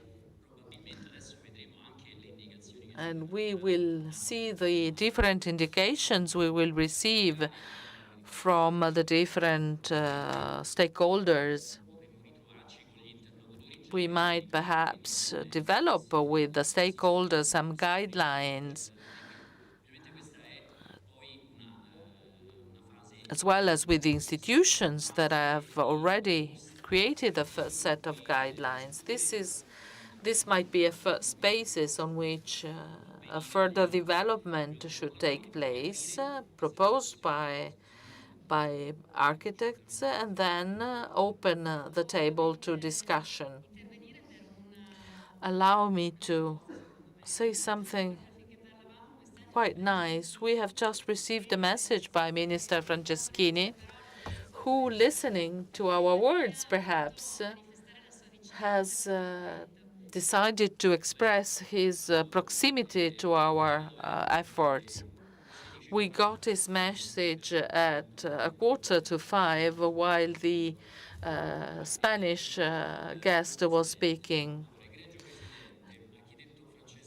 President, Mr. Miceli, with this brief message, I would like to greet all the participants to this Day of the Architect 2021 that is taking place in Ca' Giustinian, the headquarters of the Venice Biennale, during the final days of the 17th International Architecture Exhibition. This occasion, besides stressing a recovery that has been made possible by vaccines and the Green Pass, is important to remember the mutual commitment for the launching of a law for architecture.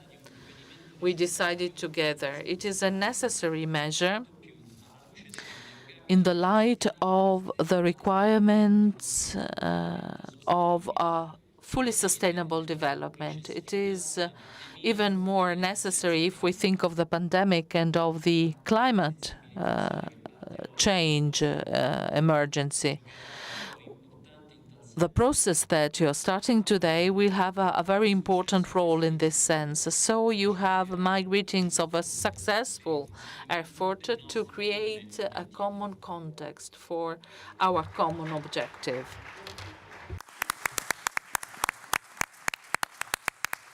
Bene, insomma, credo che ci sia da parte del Ministro. I think the Minister has reconfirmed a common commitment, a political commitment on his side. And as the community of architects, I think this is particularly important. And we are very glad it is possible for us to start this process of creation of a law for architecture. There is a political will to do this, which is consistent and well defined in the objective to be reached. As the community of architects, as the National Board of Architects, we will do our utmost to collaborate and work to reach this objective. It will be a very important process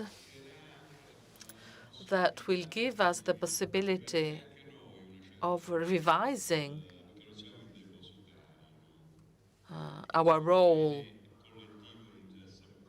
We are not the only responsible for this collective good that is so important. We are convinced we will have to reconsider our role in society. And this law is a law for society, but should also improve our profession and our ability to face the theme of architecture as a public good, a good of public interest.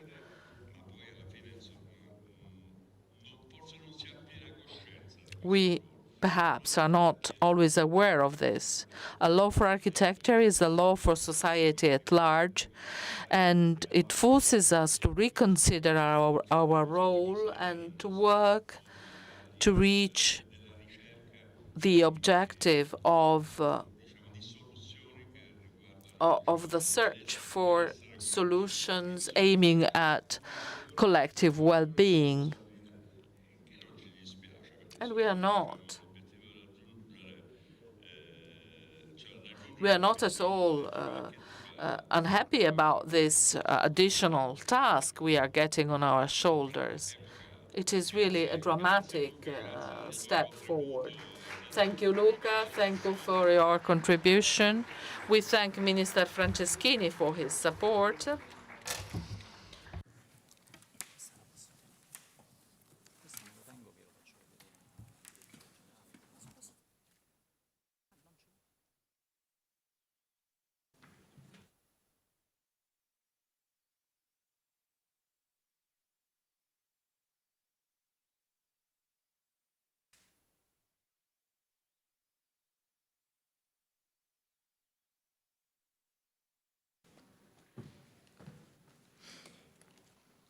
E adesso lasciamo la parola. And now the floor to Jette Catherine Hope, the director and part of the management group for new projects of Snøhetta. She's the chair of the jury for the awarding of the national prize, and this is the first declaration on the part of the studio. It is fundamental to commit for environmental and social sustainability. With a well-conceived project, we can help things to work better in a more fluid way. We can improve the well-being of the people and make life more pleasant. Every project is an expression of the climate and the context it is developing. The floor now to Catherine, to Jette Catherine.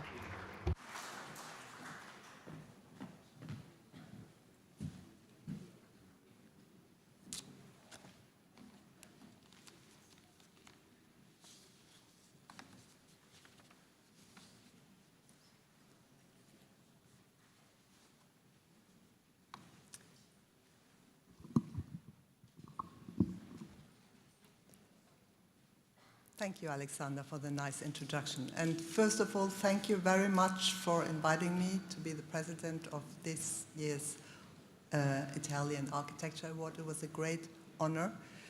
So please see my lecture as an extension of the values that are the basis of our jury work, and to support the values and the criteria that were presented and that were the basis for our decision making. So, and I think Alessandro also spoke a little bit about our,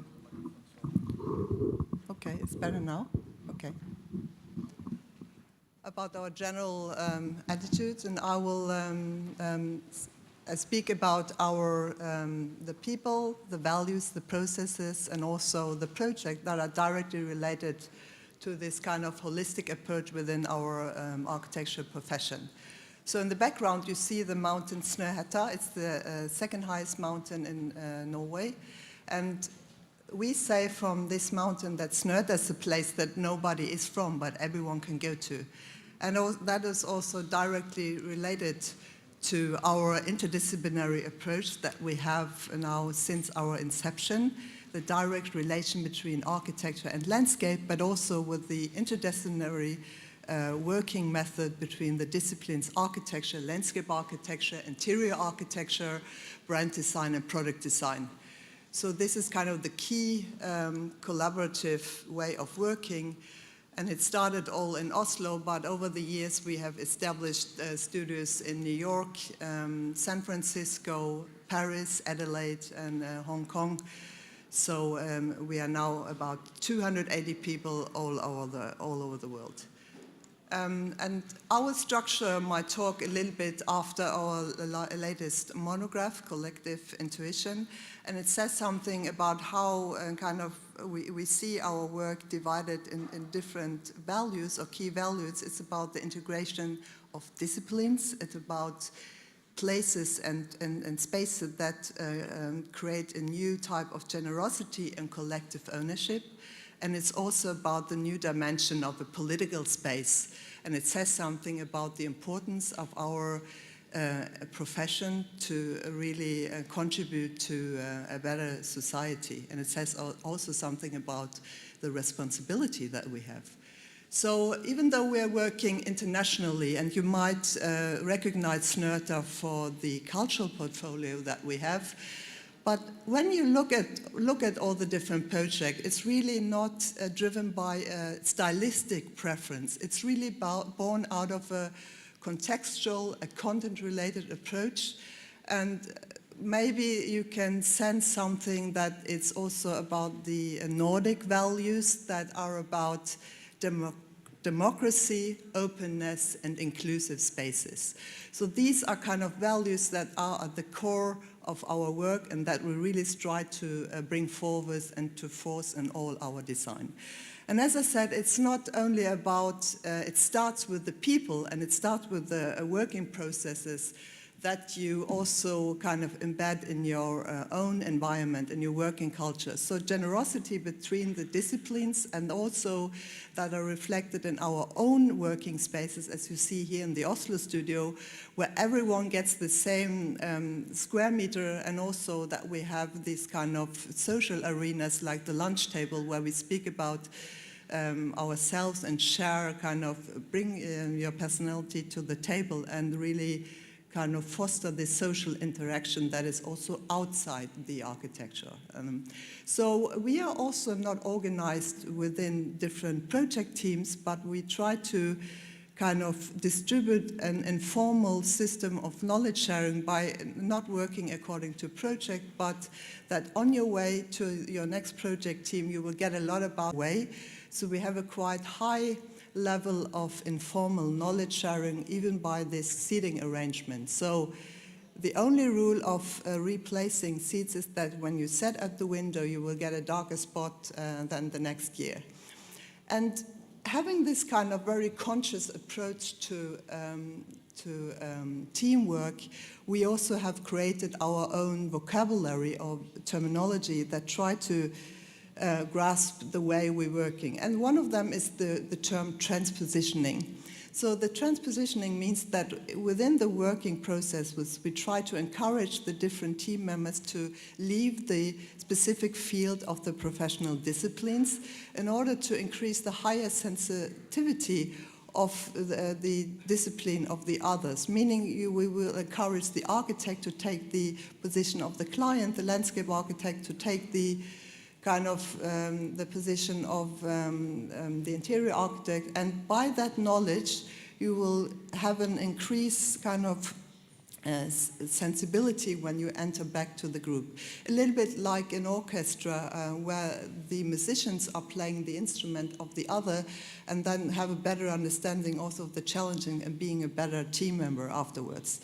So, and having this kind of an innovative kind of also approach to inclusive working method, we were also an object of a research project that was conducted in Norway, where they looked at different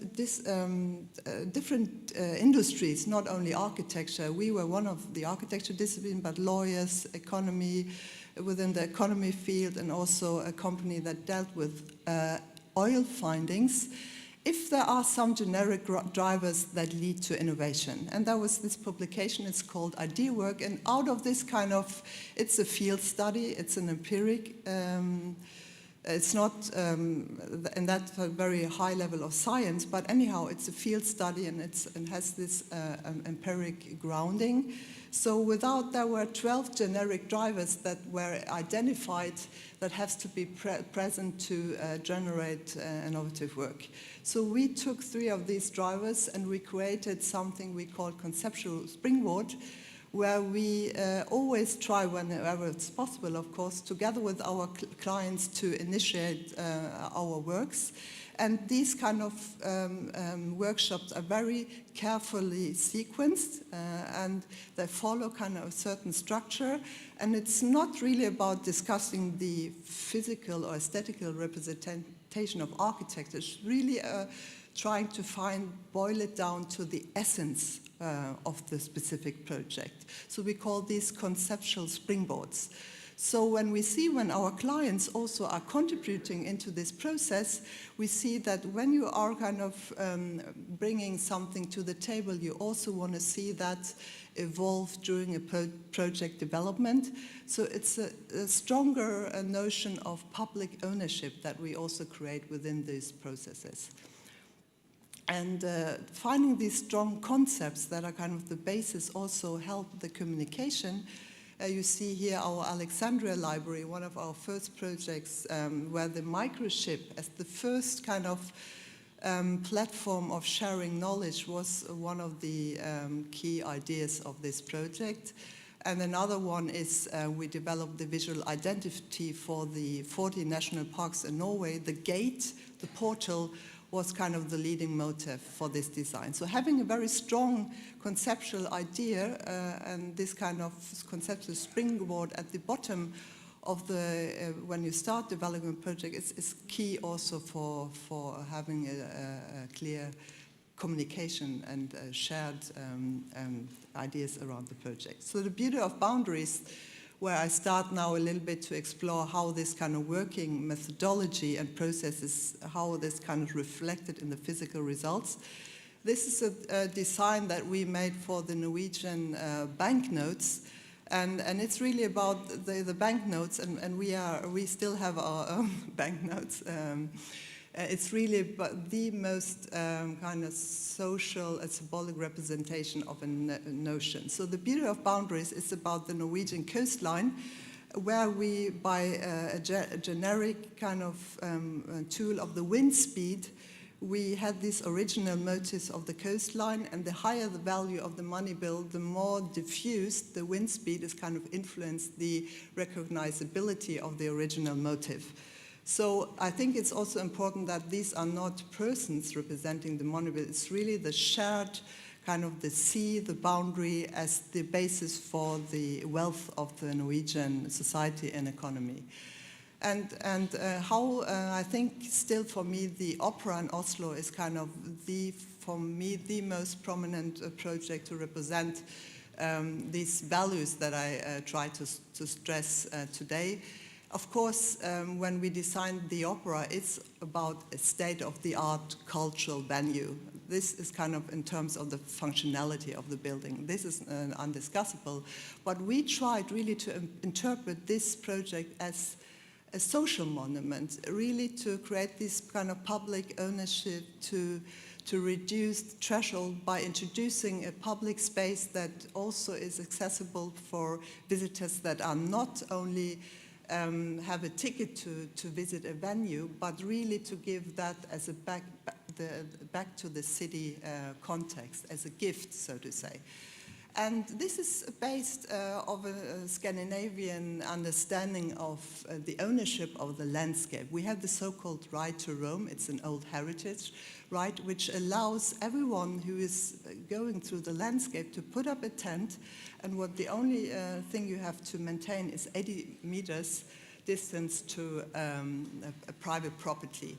So it says something of that landscape belongs to everyone. And this intuitive approach, we have tried to embed it in our understanding of a kind of a public project, the opera, where there are clear reference to the landscape, and we also put the most valuable material, the marble, on top of the opera. So it's about to have this intimacy, to establish this relationship to the building, and also how this understanding of a public openness, inclusive space is taken into the foyer, where we negotiate with the opera to have increased opening hours, to also have this interior accessibility as a public space. And also how this kind of understanding is transferred to the materiality of the building. The transition between the public areas and the performance areas is this tree wall. So the closer you get to the heart of the building, the main theater, the more refined is the materiality of the wood, the treatment of the wood. So here you still have the context back to the city, and you get closer and closer into the building. And it's kind of the most refined in the core of the building, the main theater that hosts 1,300 seats. And it's also about the integration of art. As you can see here, the theater curtain of the American artist Pei. It looks like crushed aluminium, but it's actually a textile fabric.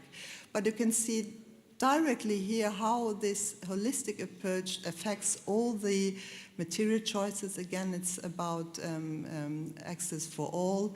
This is, of course, a lovely example from our culture.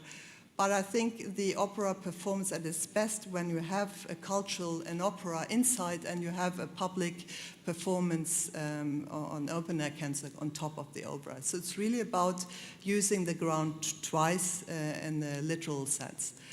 Another examples were kind of this, how the notion of, or how our kind of relation to public space is readable is in the transformation of the Times Square in New York, where it was really about to transfer traffic space into a pedestrian space. So this is a project that was, of course, basically to double the amount of pedestrian area, but it shows also how a public space beyond its design really contributes to the health, to the economic kind of impact of that area. So it was, of course, about to understand the public flow. Here there are about 300,000 visitors at Times Square every day. So it's really about inserting this public infrastructure to support the in situ performances, as you can see at these small benches, that also are placed in a way that kind of to enable a good flow that we studied. We went there for a long period and really studied how this space is working.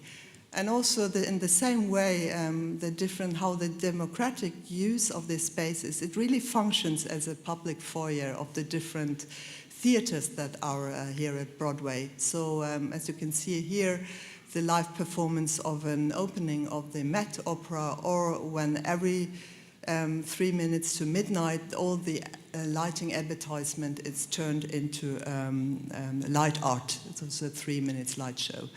So again, it shows really that a project is much more than a beautiful aesthetic design, but how its impact, as you can see here, what we do in our post-occupancy study in the most public projects, where we really can see the impact also on the economic, on the health, and the social impact of that space.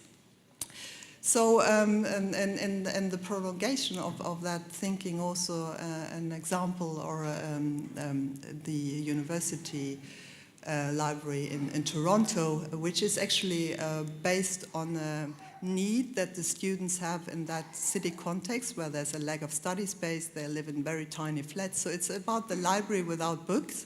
And we tried also to think about what kind of references we want to utilized in order to offer a large variety of quality spaces. So again, we borrowed kind of, as you can see here, themes from the landscape. And this is really a building that fosters social interaction and studies of the students. So it's also about a 24/7 open space, and really based on the true belief that the real learning happens within the dialogue and the interaction between the students, like you see in the reference of the Greek agoras and ancient spaces. So it's again kind of the space, the so-called beach, as you can see here, and also it's easy to see how it affects kind of also the different learning processes, just only by giving different study spaces to the student. And the SF MoMA expansion that was completed in 2016 is an example how you kind of read the role of the museum today, from transferring from a kind of shrine of displaying art really to engage with the society and the cultural and the local context. So this was, as you might know, an extension to the in 1995 opened Mario Botto building that you can see here in the front. And our extension is the white building that you see that follows kind of the long one side of the Mario Botto building to develop one building complex. So it's about tripling the exhibition area. So what we tried to establish with this building or implement with this building was really an increased accessibility and experience also in the city context. So it was really about increasing the entrances, like you see here coming to the building. So really increasing accessibility. So this building also contributes to the porosity of the urban context and also offering a destination, as you can see here. So you enter from the south and then As you can see here, it's about the connecting the Botta building with the extension. You have the light from above, and the new wooden stairs leads up to the second floor where you have the free galleries, where there also are exhibitions that are not required any ticketing. So it's about the different galleries, of course, that are tailored to the different collections that are housed here. And as you can see here, it's really inspired also about the hilly situation in San Francisco with the different levels and where this kind of becomes a natural, organic part of the urban fabric. So it's about the indoor and outdoor connection, and also the facade that was kind of the precast polymer and 700 different parts that are also inspired by the Bay of San Francisco. So really having also this kind of organic and landscape element. So it's about the indoor and outdoor connection, and having these free accessible exhibition spaces like the foyer here from the south, where you have different Sarah sequences that are also available, accessible for all. And elements like the green garden that kind of have this kind of indoor-outdoor connection in a different way. Again, all these examples are easy, or not easy, but it's of course, when you base your work on a set of values, it's easier when you work in social contexts that are more similar to the ones that where you come from. And this project, where we were commissioned with the Cultural Center for World Culture in Saudi Arabia and Bahrain, and you couldn't imagine a more kind of not controversial, but coming from two directions, coming from representing the Scandinavian, the Nordic culture and its values, and working in a society where these are obviously not represented. So it was really to think about, this project was about a series of cultural programs, public programs that weren't, there were no references. It was the first time that there will be cultural functions like this. So we tried to find a conceptual expression that kind of reflects this pilot, so to say. It's a cultural pilot, this project. So as you see here, these different pebbles that are forming an arch, which also then symbolizes the dependency of the different cultural functions to each other. And you can't remove one of the stones, because then the whole composition would collapse. And in the center of the arch, the Roman arch, so to say, we put the Children's Museum, the educational center. So this was from the competition. So you see that all the different pebbles, they inhabit different cultural programs that are, again, that you don't, they were not existing before. And this is from the executed building. And what is also interesting, when you have a strong initial concept, this kind of so-called conceptual springboard, is also easier to develop all the sub-concepts, so to say, as here, for example, to find the equivalent for the facade expressions, like the small rings on the stone, and how it's kind of then examined. And we also had a testing in front of our own office in Oslo. So it's really about the consistency in design that starts when you have a very strong understanding of the identity of a project. And also it's about inclusiveness. There were only from our side women working on the project, so they said at the end, our client, what's wrong with the Norwegian men? And this is also something where you go into when you work into a context with a true belief that culture also can contribute to the development and to the better for the society.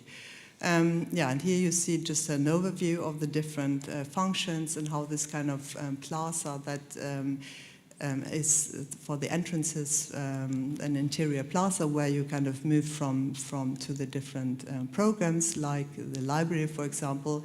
And imagine, for us, this is something that you will see everywhere, but in this context, this is the first public library in this country. So, and it's really, for us, also created a lot of thinking, what we take for granted. And this is the theater that is also part of the, and then we have this accessible roof. And even further, we were commissioned also with the exhibition design in one of the area. And this was about to bring the Norwegian painter Edvard Munch, and maybe you know some of his works that also, and all the motives wouldn't necessarily apply to the restrictions in a cultural context like this one, but we really managed to bring this art into that context and really try, I think, managed to move a little bit, the gap between these two cultural contexts.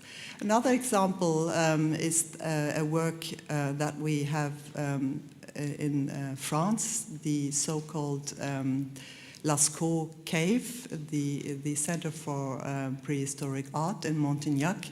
And here it was actually about, as you can see here, it's located in the Bordeaux area in the Vézère Valley. And this is really a mecca of prehistoric history. It's also on the UNESCO heritage list. This is the area in Europe where you have the highest density of prehistoric findings. And our project, as you can see here, you see the very, very small, this thin line in the horizon. It was located between a very dense forest and the agricultural land. So our conception of this project was really to just establish scissors in the landscape and to invite the visitors to explore this kind of experience, because it was about giving accessibility to this prehistoric spaces, and it also applied, implicated a facsimile of the existing cave, because what happened before, they opened the cave to the public in the 1980s, but they had to close it again because it was simply destroyed by the occupancy of the visitors. So as you can imagine, to reproduce a cave just to allow the visitor to have this physical experience of the time and the building site related, and also, as you can see here, the original cave was screened by of a preciseness of 1 millimeter, and over 2 years, 25 artists made kind of these drawings, and they also used the original pigments of that time.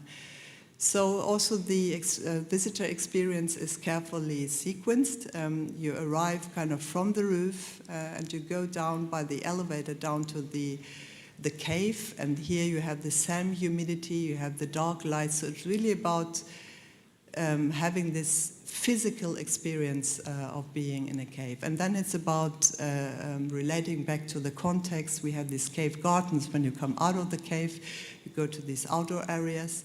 And then it's also about the state-of-the-art exhibition design to kind of relate it back to our context. So it's a high complexity of different informations that are both the physical experience and also, of course, the contemporary formats, but also how the conception of the building kind of contextualized it to the content, but also then, of course, to the site-specific, as you can see here in the dark. It's really, it's like a kind of a cave itself. And the same reindeers that are displayed in that cave, you also find them in Norway, where we go back to the mountain area, to the Snøhetta mountain, to Dovre, and here you still have Europe's last wild reindeers present. So our commission for this project was to develop a pavilion to allow you to observe landscape. So this is about references of the hunters, the bonfire. It's about also the local craftsmanship that is very represented in that area, and also to look at, to contextualize it to what is there as a kind of, this is a rural architecture typology, but borrowing the proportions from that, and to try to conceptualize it into a building that kind of is informed by this analysis, so to say. So working with an interior that is kind of like a rock, also has to do with this craftsmanship that you find in the area, and then also for us building this prototype in our own workshop in Oslo, where we have this 3D mill. And it's about really this selection of the material on site, following the whole chain. And funny enough, the bolt building company that was commissioned with the execution is also the same that designed the balcony fronts in the opera. So in Norway we have quite small industries that have a high level of competence with a high degree of flexibility, which I think is also a very interesting aspect when it comes to the execution of architecture. So you see here, it was put on a truck and then mounted on site by using old, it's not glued, it's just put together, and you can go here with your family, and it's about this 24 hours accessibility again, which we call the keyless structures. So you can go here and stay there, no one will throw you out. It's really about to establish this relationship with the nature. And another aspect of nature, going back to the shoreline of Norway, is the first underwater restaurants that we designed at the southern tip of Norway. And what is interesting about this project is also functions like a small institute of marine biology, because it's also about giving accessibility to the underwater life. It's a restaurant, but it's also has this kind of scientific approach. So it lies like a kind of artificial reef at this kind of rocky shore to allow also the sea life to inhabit the surfaces. So it's an extension here. And this is the big window that is giving you the view under the water level. So of course it's also about the experience of having this seafood meal underwater, but it's also really having new aspects of the underwater life that is making accessible by this project. So it has, by this sense, a double function as well. So we develop all the interior, and we were also with our graphic design colleagues working with the visual identity of the project. So also the double meaning of the word under. It means in Norway, it means wonder, it means underwater. So also working with the graphical and the communication experience, like you could see here. All the communication platforms were also developed within Snøhetta. So these are, of course, projects that we love the most, where we can work with the total field. It's about architecture, communication, and having a holistic approach within our discipline. Also working with industry partners, because we develop also the acoustic textile that kind of goes from water to land. Really also develop this custom-made solution is also an important part of our work, and also benefit from the local knowledge within the building industry in the south of Norway that is very much related to the oil industry, but we could use this kind of competence and use it in the way of executing this project. Otherwise, I think it would be hard, because it really has to withstand the forces of the sea, as you can see here. So let me conclude with one last project, and also kind of focus into the future, or not really future. It's something that we also have to take responsibility of. It's about not only the social sustainability that I tried to explore a lot in the former project example, and the methodology is also really about taking care of the environmental impact of our industry. And you know that our industry represents 40% of the CO2 emissions, and it's really about how we can make a valuable contribution to reduce that impact. So we have, over the last 13 years, engaged ourselves very much, and also in industry collaborations, especially in the so-called powerhouse constellation where we, together with industry partners, the builder, contractor, and also engineering disciplines, develop energy positive buildings that are energy positive over a lifespan of 60 years, but where we also compensate for all the embodied energy that is embedded in the material. So that is actually still one of the world-leading definition of energy positive buildings, because the energy consumption in buildings is actually the materials is actually what impacts our industry the most. And this project is one that we still have under development. It's a hotel just above the Nordic, the Arctic Circle, and it has kind of these main parameters, the location, then it has the fantastic view, but it's also the ambition to reduce it with 85% of the standard energy use. So this is the dream location. And of course, it says also something about the vulnerability of the natural context and how we kind of deal with that one. It was about also the infrastructure, and it was also to find a topology that really reflects this natural context.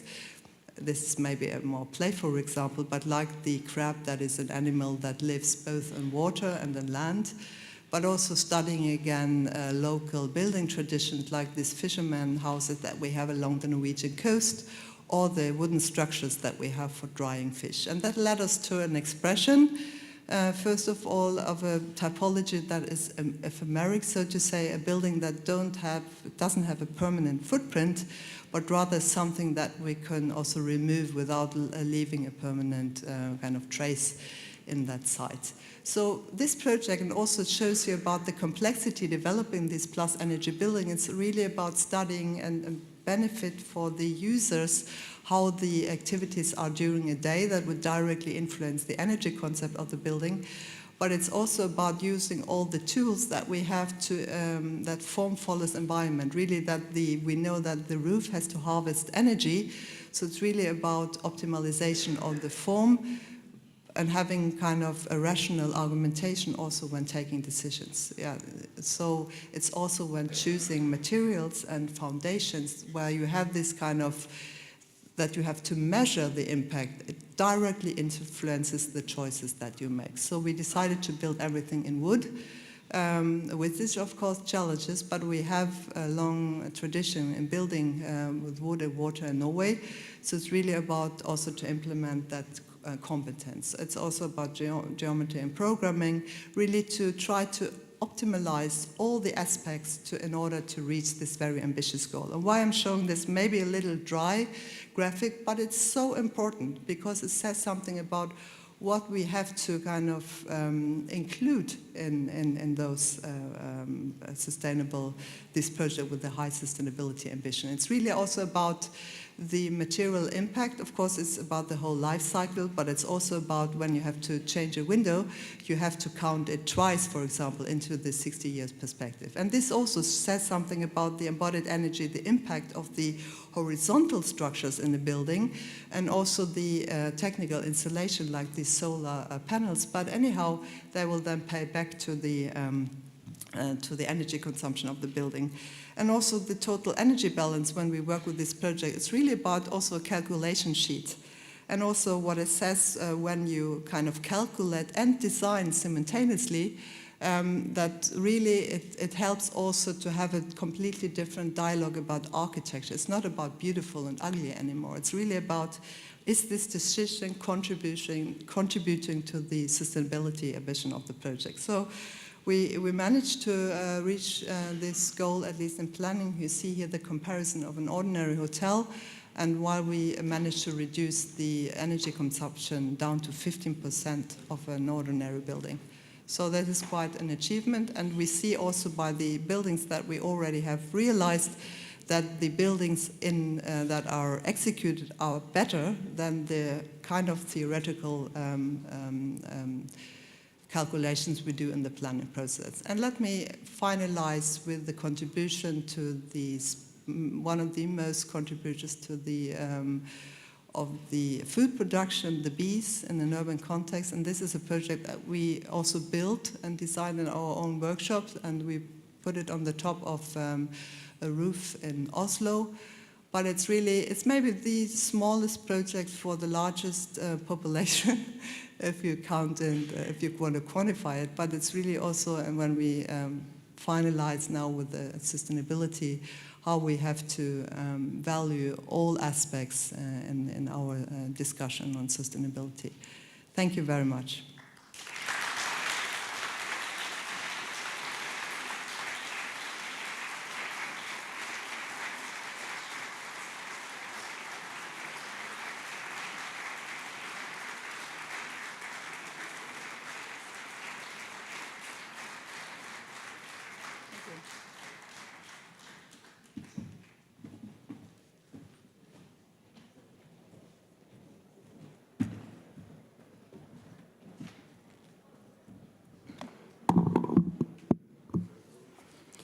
Ringrazio Jette Hoppe per la bellissima presentazione. Ci ha parlato di metodo, della generosità, della cultura, dell'integrazione che non è solo parola ma si trasforma in una modalità di lavoro, dell'accessibilità, della ricerca che è sempre rivolta al futuro. Ci ha parlato di finalità, come eliminare i trecinti, i confini, perché il progetto pubblico è monumento sociale e c'è una proprietà pubblica del progetto, quindi l'uso democratico dello spazio, dove la tecnologia si è ispirata anzi dalla tradizione e dalla volontà di contribuire alla sostenibilità, anche in un piccolo ma grandissimo progetto. Quindi ringrazio il nostro Presidente di giuria che chiamo al tavolo per il momento della premiazione e chiamo al tavolo anche l'architetto Luca Maggi, che è rappresentante appunto del Ministero della Cultura, Gian Matteo Romegialli, Presidente dell'Ordine di Sondrio, Mariano Zanon, architetto italiano 2020, Edoardo Capuzzo Dolcetta, giovane talento dell'architettura 2020. Un grazie e ringraziamento a questa giuria che ha lavorato intensamente allo spoglio. Thank you very much to this jury that has worked and has looked over at least 400 projects. All were looked over very carefully. They have shown a lot of passion and dedication and skill in their work. Please step forward.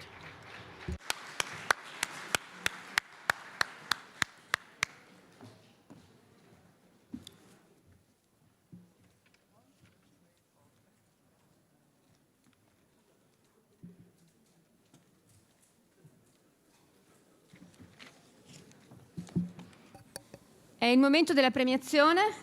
So now it is time for the awards. The awarded will step forward individually for distancing reasons, of course, and I will leave the floor to the jury.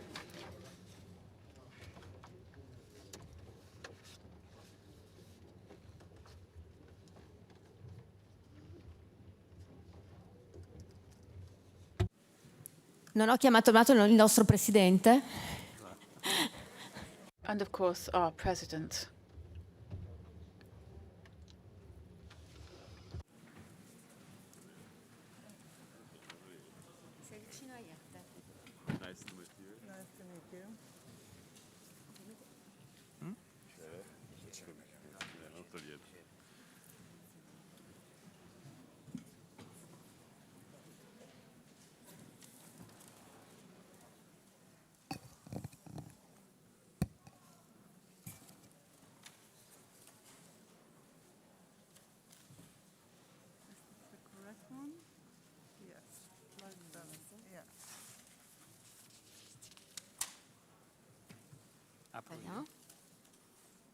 Bene, buonasera, tocca a me aprire.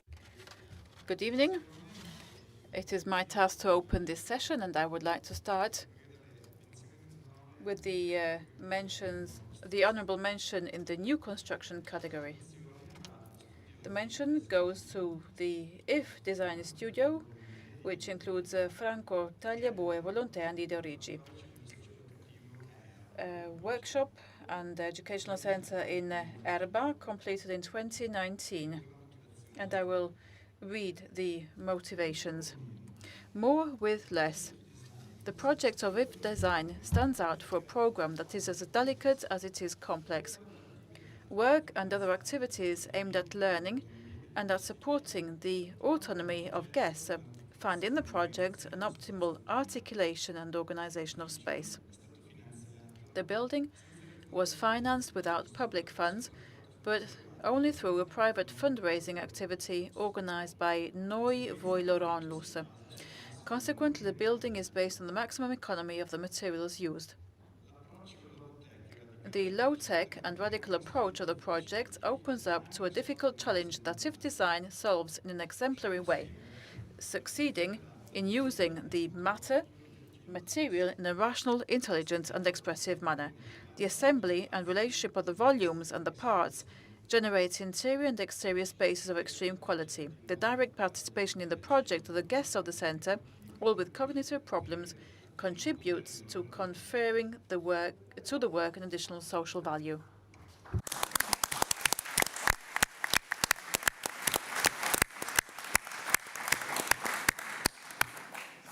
Go now, or? Non si vede.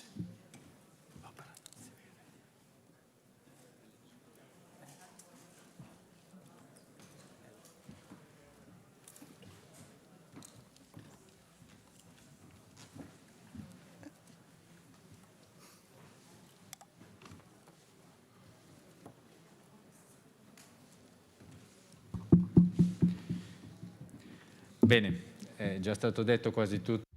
Almost everything was explained in the motivation, so there is very little much more to say. So we will quickly show you the slides that show you the project, which is made up of two buildings. We have the this center, which is part of a master plan that was started approximately 20 years ago. These are workshops that host the activities. There's a botanical garden, photography workshop, and other workshops. And then, from time to time, there's an invasion, if you like, of the other buildings in the center. And here we can see the theater and the multifunctional center. We didn't have any public resources. As a result, we needed to cut costs. And this was one of the main themes. We worked at a price of 180 euros per square meters. We did all this, attempting to invest on the language of the material. We left the material as it was. We attempted to give it some color, but we think that it enables us to mirror the ability of this center to turn into something positive a condition of disadvantage. And we can see this in the building. The building tries to tell this beautiful story. The spaces of the workshop host activities for the assembly of materials for industry. The spaces, of course, are very neutral because that enables us to host all the different activities possible. This image shows us the external part of the building, and you can see the composition which has been allowed, and all of this has happened due to the lack of funding.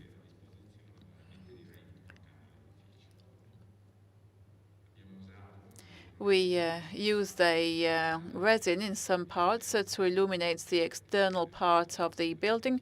This is the front of the building, and then here and there we have been able to give some color tones to the more neutral spaces. We designed this building It was supported by the collaboration of the youngsters or the people who are hosted in the center. Here we have their concrete help represented. We formed these big boxes, these containers. The idea was to use soil. It is actually called solid soil. It's a sustainable material made up of completely natural material. This is the composition of the facade.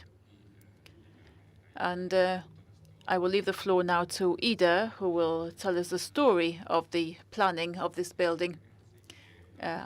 We spent approximately €15 per square meter. So, I mean, it is in the character itself of this building to have reacted to the little investments made, small investments made. The facade of the labs is in resin. It is colored green. And as it is a see-through material, it allows us to see the building's nerve system, which is made up of lighting fixtures. They are LED lights, which in turn are connected with electric cables that are set in these metal piping. And then we have the boxes, the electricity boxes, of course. So the entire plant is visible. The backdrop is this thermal insulation system, which is on the outside of the wall, which is encased in an aluminium frame. And this has enabled us to have this interesting background that really sets a backdrop for the lighting system. This is a detail of the construction. The project per se of the facade was actually made by the guys in the center. They were very enthusiastic of this initiative. We supplied them with some tools. They were very simple tools, very basic tools. And we made these empty prospects. We took them into the labs together with some matches, some wool, and some drawing pins. All these elements were then used by the host, by the guest. The wool was represented the connections, so the electric connections. The drawing pins were the boxes, the electricity boxes. The matches were the lighting fixtures. The result of this was very interesting and very heterogeneous. The solutions went from this very obsessive and very rigorous layout to a very chaotic and disorderly layout. Working with the educators, we understood that this type of representation was, in fact, the expression of the personality of the person who had realized it. And this is a view of the building at sunset in the evening when all the lights are on. And the guests were really happy to have participated in realizing this facade. They felt that they were part of the project. And as far as we are concerned, it was an extraordinary experience from a human point of view.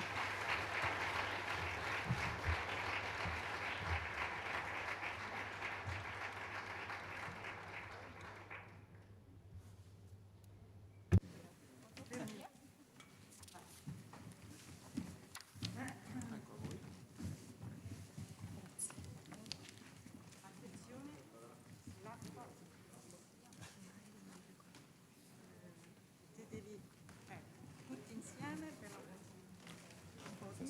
passi tutti, però questo è il Presidente, cambiamo, facciamo delle elezioni.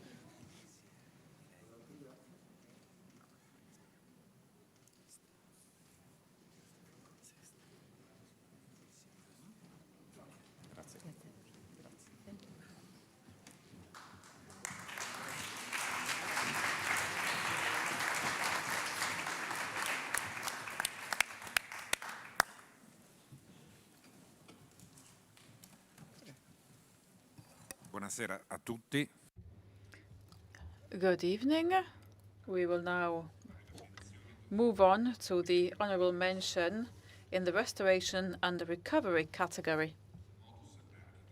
Modus Architects Matteo Scagnol and Sandy Attia for the Accademia Cusanus project in Bressanone, completed in 2020.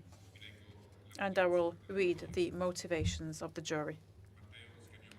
Matteo Scagnol and Sandy Attia of Modus approached this edifice by Otmar Barth with the philological respect it deserved, carrying out a cultured restoration. A work of modern architecture is thus endowed with a new social function while leaving its original identity unaltered.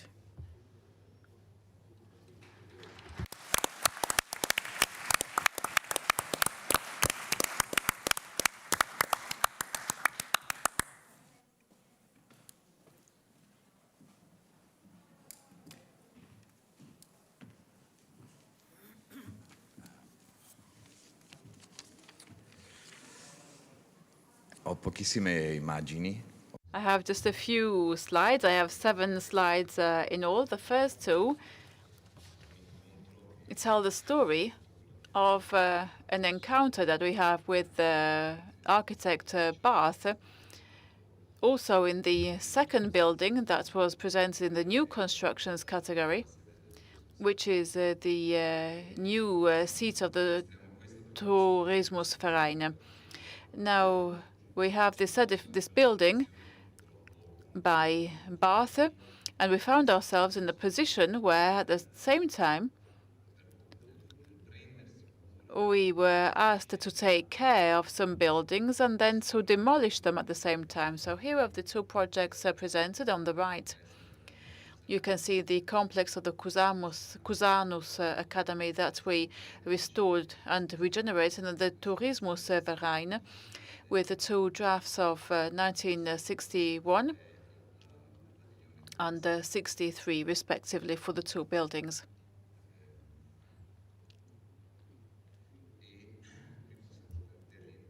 What you can see here are the 2 projects. I will talk, of course, later also of the award, but I'd like to tell you this because we contemporarily were in the condition of having to demolish a very important building. And then at the same time, we had to take care of Bath's building, which was quite rightly the first protected building. So we had to work with a building, a protected building, a listed building of 1963 that had a language and a vocabulary that was absolutely contemporary, and that, as a result,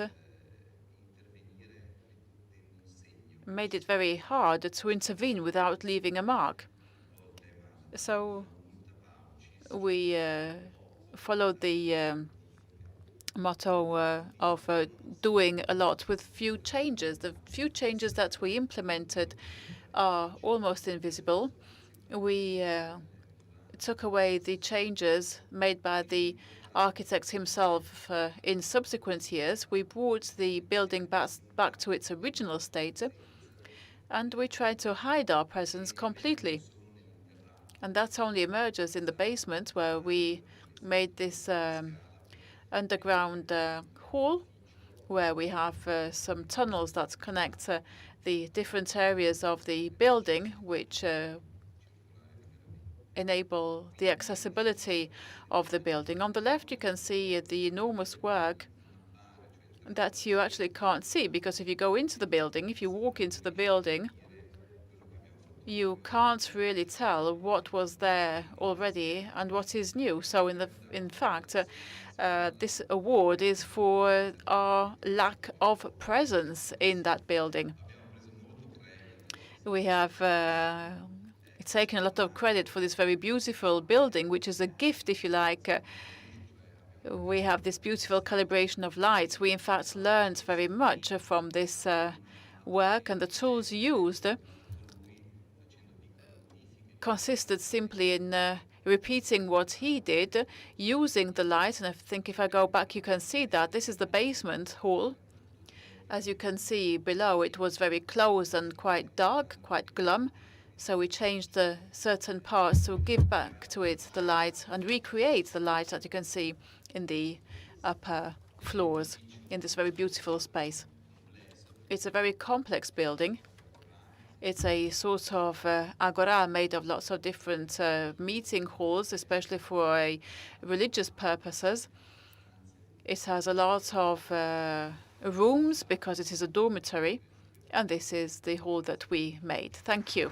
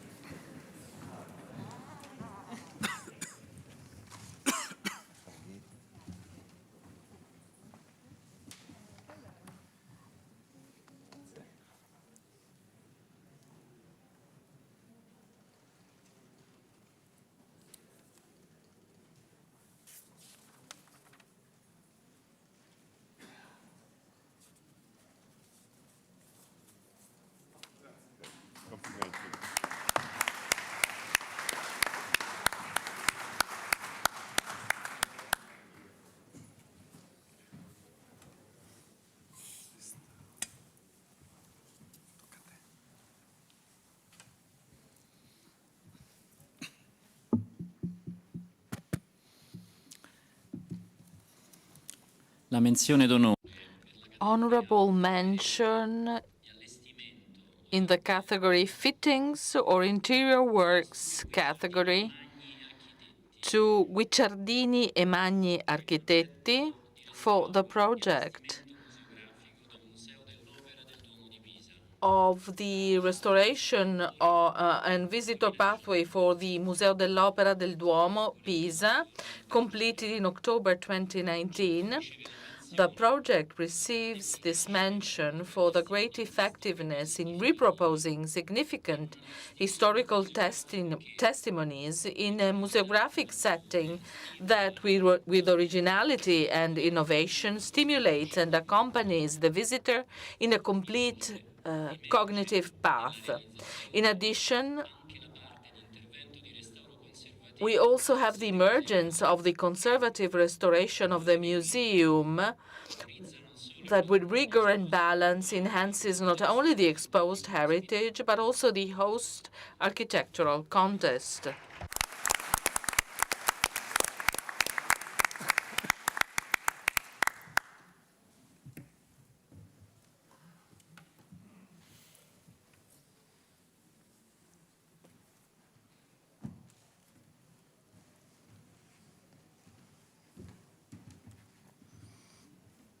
Buonasera a tutti. Good evening.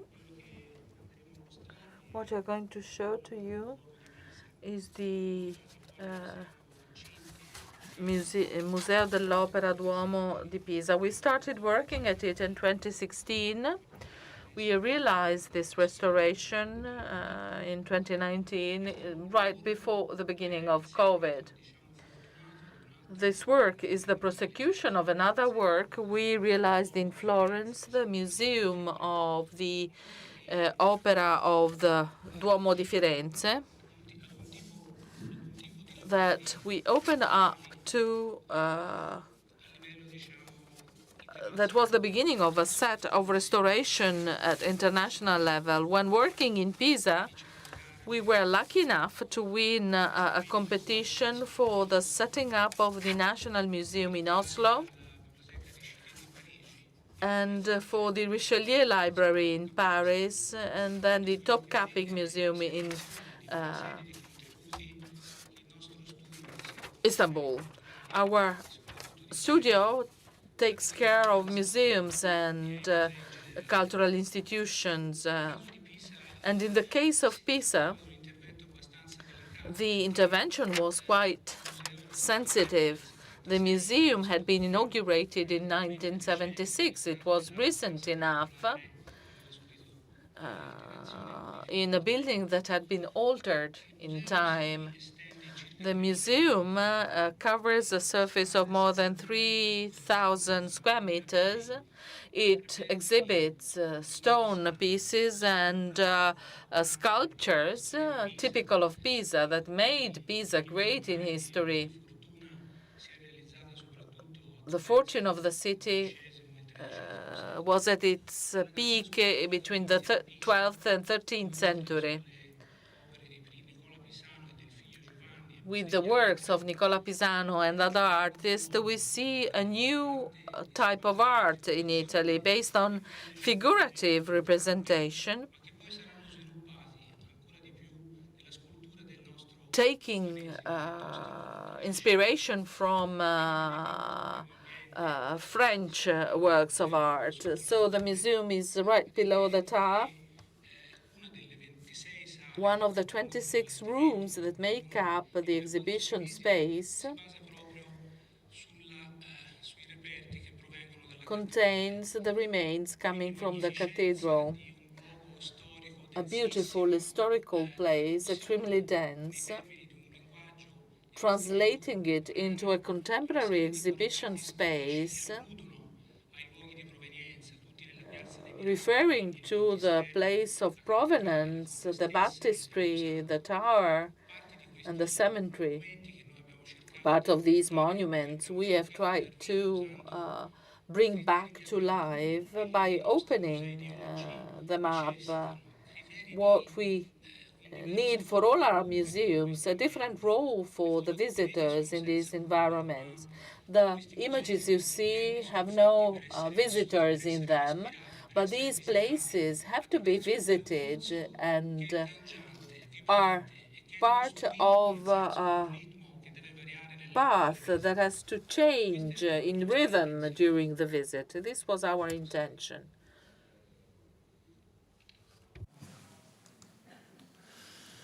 You see in this room, Sala della Compagnia, just a few images. You do not have the feeling of the flowing of visitors in the different rooms.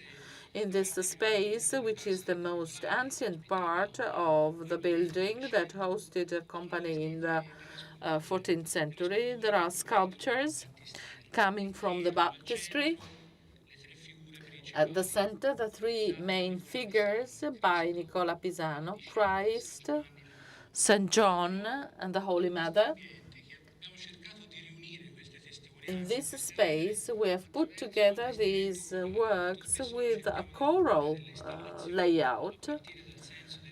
We start our installation from the very meaning of the works of art we are exhibiting. It is a sum of different elements. The architect should not be the protagonist. He should be able to put together things that have a very high value so as to show them at their best. We have tried to let architecture breathe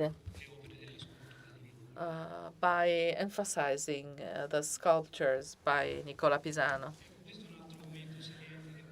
Another important part of the museum, we used to exhibit there the sculptures that made up the complex of the tomb of Arrigo VII, which is on the left on this basis in stone.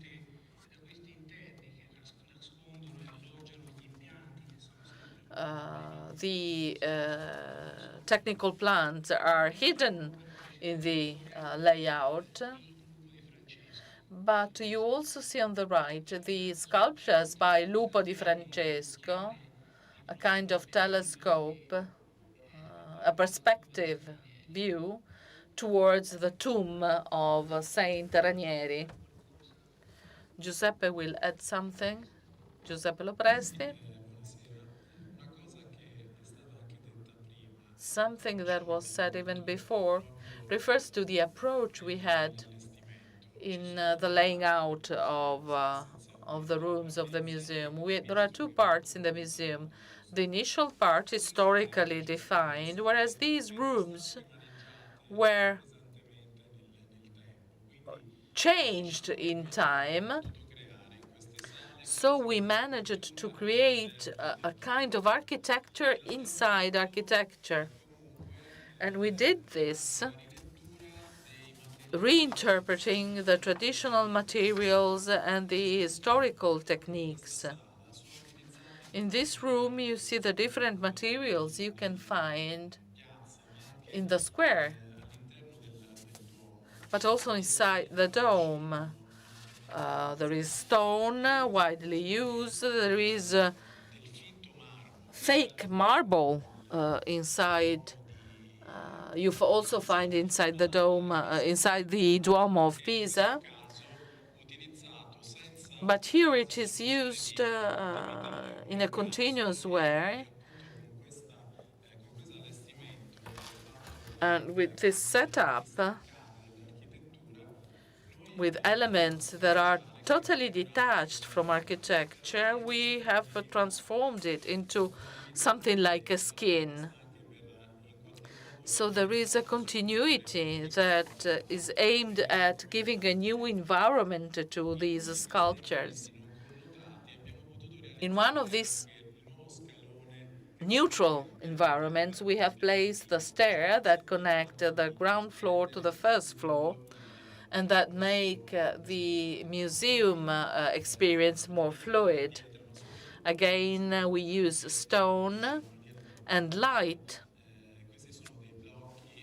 You see here sandstone blocks that are armored with a metal structure.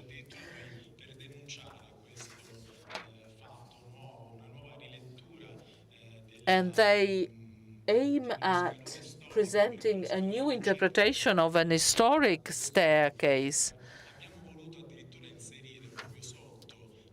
So we decided to put light below the stair to let people understand that there is continuity, but interpreted in a contemporary way.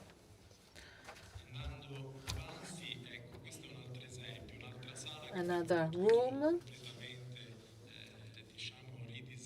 we completely redesigned. This is an absolute work.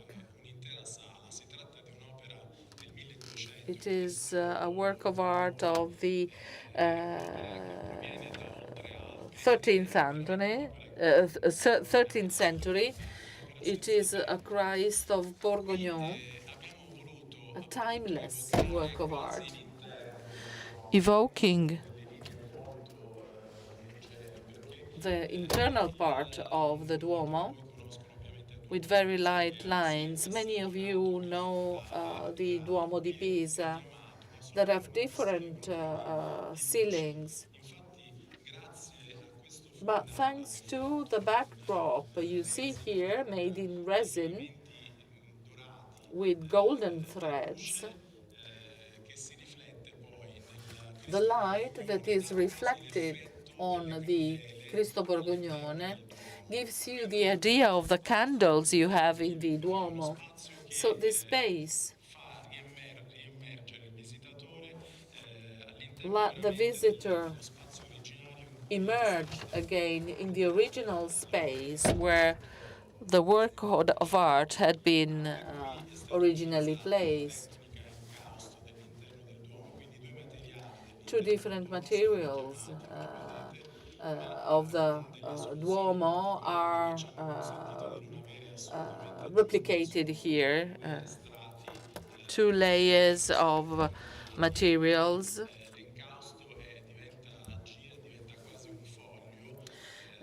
Almost a sheet of material with a cut that enabled us to place this Christ there. I thank you again and stop here.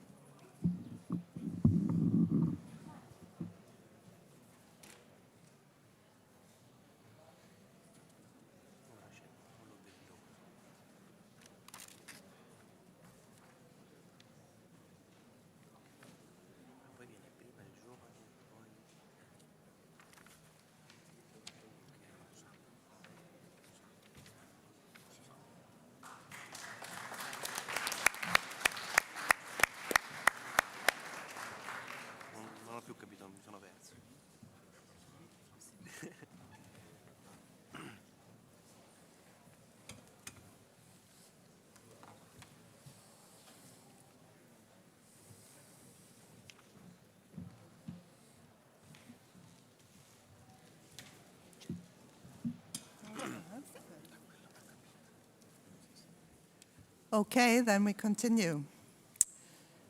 The menzione d'onore categoria opere in spazi aperti. Honorable mention in the open spaces, infrastructure and landscape category. Paolo Belloni Architetti, MBR and Partners, represented by Paolo Belloni and Mario Bonicelli. Congratulations for the project regeneration of the 25 Aprile Square in Gorla Minore. Let me read the jury motivation. Open urban spaces are an important component of urban infrastructure. These spaces form identity and anchor points both at the level of the neighborhood and the town as a whole. They contribute significantly to the quality of life and social sustainability in the urban context. The regeneration of Piazza 25 Aprile is in this sense an exemplary project. Previously separated from the streetscape by a solid wall and barely recognizable, the uncovering of the plaza provides us with a pivotal position in the neighborhood. This strategic intervention clarifies the urban situation, creates generous accessibility, and reactivates lines of pedestrian connectivity. The jury acknowledged the clear readability of the overall composition and sequence of areas, as well as the sensitive handling of the relationship between the square and the street spaces and the buildings. The differentiated zoning concept is conclusively developed, as well as the compositional insertion of vegetarian as green buffer zones, the careful integration of light and water features, as well as the sensitive use of texture and tonality. The project has been consistently accomplished from conception to high-quality detailing and execution. The regeneration of the piazza provides an inspiring response to current challenges of public spaces and thus sets an encouraging example and alternative to common standards.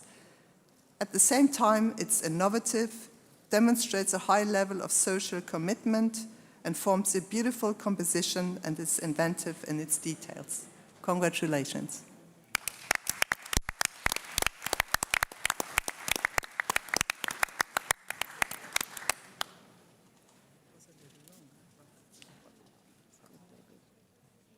Perfect.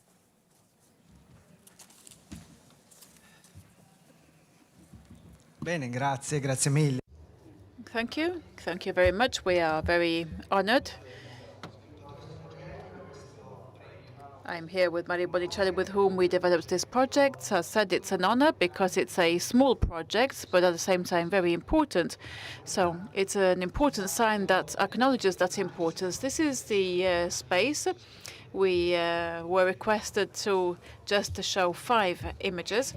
And so we will just give you a very dry overview. This is a square before the intervention. As you can see, it wasn't a square. It was a roundabout or a street.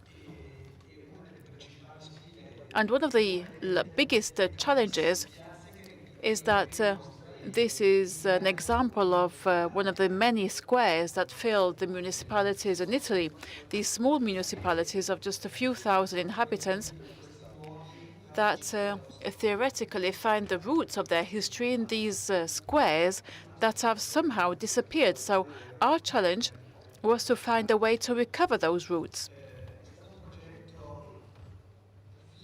It was a difficult project, just as all the projects in this type of space are, because strangely enough, when things change, this is the landscape that people are used to, and then when things change, it's like a trauma for everybody. Even the slightest change, the removal of the roundabout or closing a hole in the tarmac appears to be something epochal.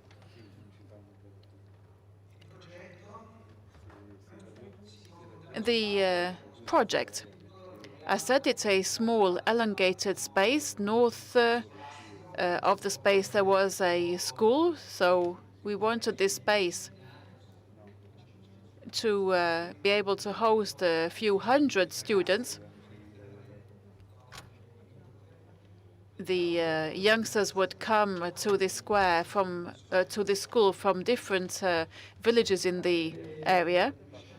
One of the main choices that we made, and that significantly conditioned the quality of the project, was to manage to convince the administration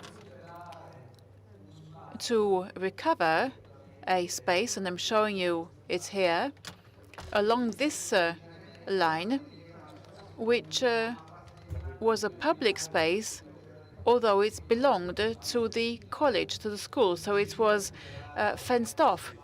By regaining that space, which was, of course, small, as said, meant to add something very important to the square.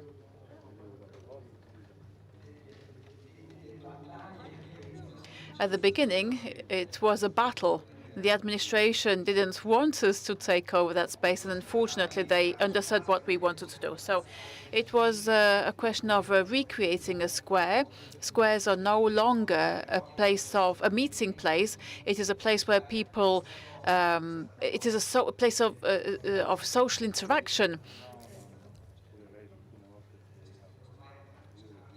So the question, what is a square? A place where people come together, but very often the administrations will say, don't put a fountain there, don't put a seating there, because otherwise people will stop there. So there's this contradiction. So it is a classical approach, which then comes from our history in public spaces. We worked on the detail of the stone, reducing the introduction of urban furniture, if you like. The stones support the seating. There's a big circular stone. Once a year, there's an event where they burn something here in the square. So we created this area, which is part of the paving, that can be used for that tradition. And then we have another important element, which is provided by the introduction of this multi-level feature that over the year can host the games of children. It can host more formal events, small shows, events of different kind, and this multi-level feature can help the organization and help contribute to the use of the square. We had to make sure that the road had to keep in place. We had to maintain the road, and then we introduced the greenery. We architects are learning to reevaluate the role of greenery in public spaces. We had forgotten that, but we are now remembering that it is an added value.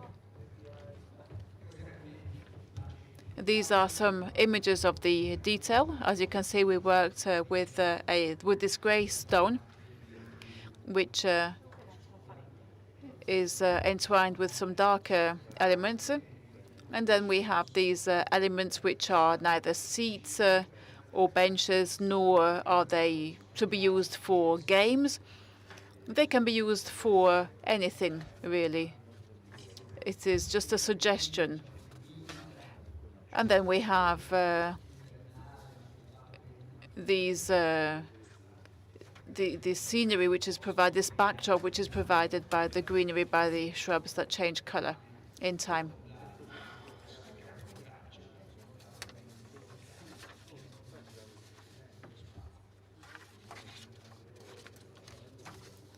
The vegetation here has grown a little, and from the details you can perceive the illumination of the area. The paving in all public spaces, this is a determining element for the perception of the place, to show that somebody has really looked at it. And I will now leave the floor to Mario for a few words.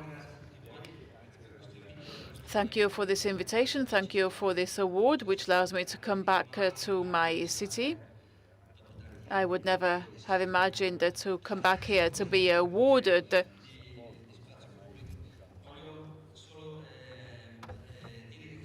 And I just wanted to say that public work in a public space means enormous conflict of interest. We definitely made things complicated for us.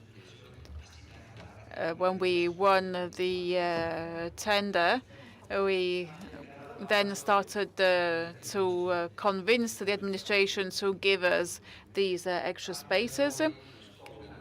And then we had all sorts of problems. The aqueduct, the piping, the water piping broke, and then COVID came. Despite that, we managed to finish the work in time. And this brings us back to the law on architecture. Architecture does have a value. It has a public value in terms of participation. The president of the Chamber of Commerce came while we were preparing all this, and they said, "Architects, we have less parking spaces. Do you know how much a parking space is worth?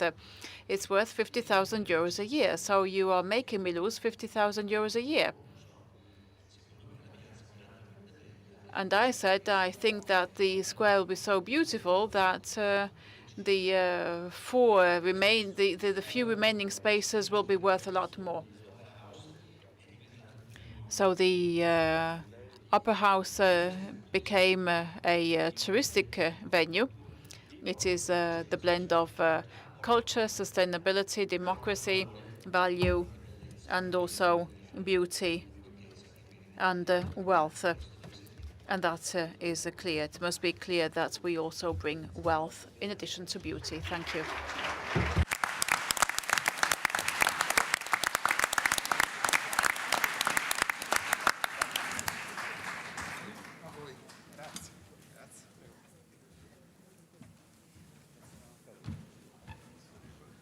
Congratulations. I love your project. Oh, it's a pleasure. Congratulations. Cool.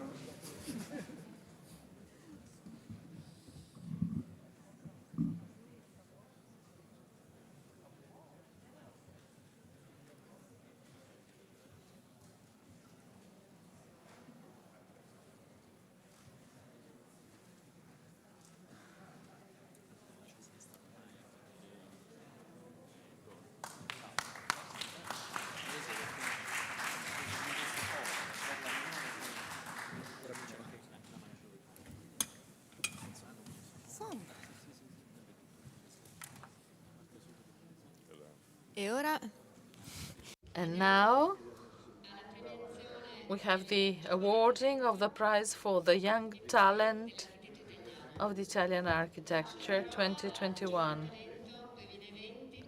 I leave the floor to the Young Talent for 2020 for the motivation.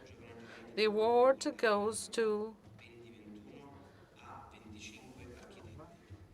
A25 Architects, A25 Architetti, Francesco Manzoni, team leader Paolo Manzoni. The project is the Mulberry Refuge, Montevecchia, completed in 2021. The restructuring of the Mulberry Refuge, underscored by the expert use of traditional materials and techniques applied in a contemporary manner, sets an example of valorization of the landscape and the surrounding context. In giving a new purpose to an old farm building, this delicate intervention is intended to bring the visitor closer to the values of a rural life. The interior spaces also serve as an intimate, secret meeting place where visitors can reflect on socio-cultural aspects of the relationship between man and nature.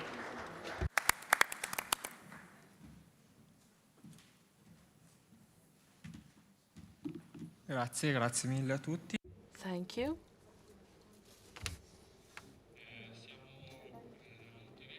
We are in Montevecchia, province of Lecco. This is Milan and this is the Lecco Lake. The building is a very small building, very simple, 5 meters by 5. And the territory where the building is located was characterized by mulberry farming. The leaves were used as feed for silkworms. In the following years, this cultivation was abandoned and replaced by maize and wheat, and there are just a few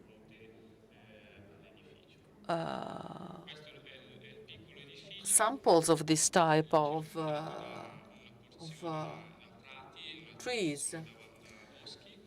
There are lawns and woods. The property is crossed by this small lane that crosses the land. And this lane is directly connected to the center of the municipality of Missaglia. This is the building during our first survey. It is a very small building, characterized in the lower part by armed concrete, and an upper part that was remediated with waste materials over the years. During the first investigations, we asked what the owner used to do in the building, and he told us that from morning to night he stays there to farm his land. We asked him, "Do you feel lonely there?" And he told us the fact that the building is close to a lane which is directly leading to the inhabited center, 8,000 inhabitants in that small village.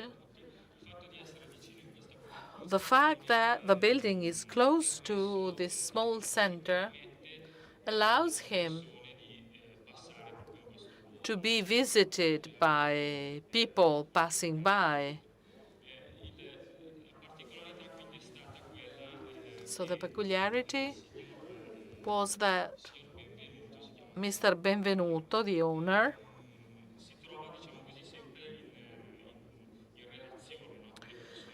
is always in a relationship with the passers-by, and we had to decide whether the building could be transformed into something different and not just a shed. So we decided to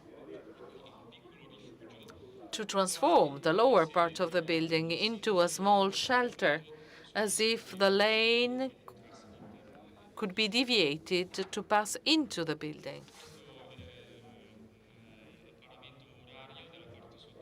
This is the wall in the lower part in armed concrete,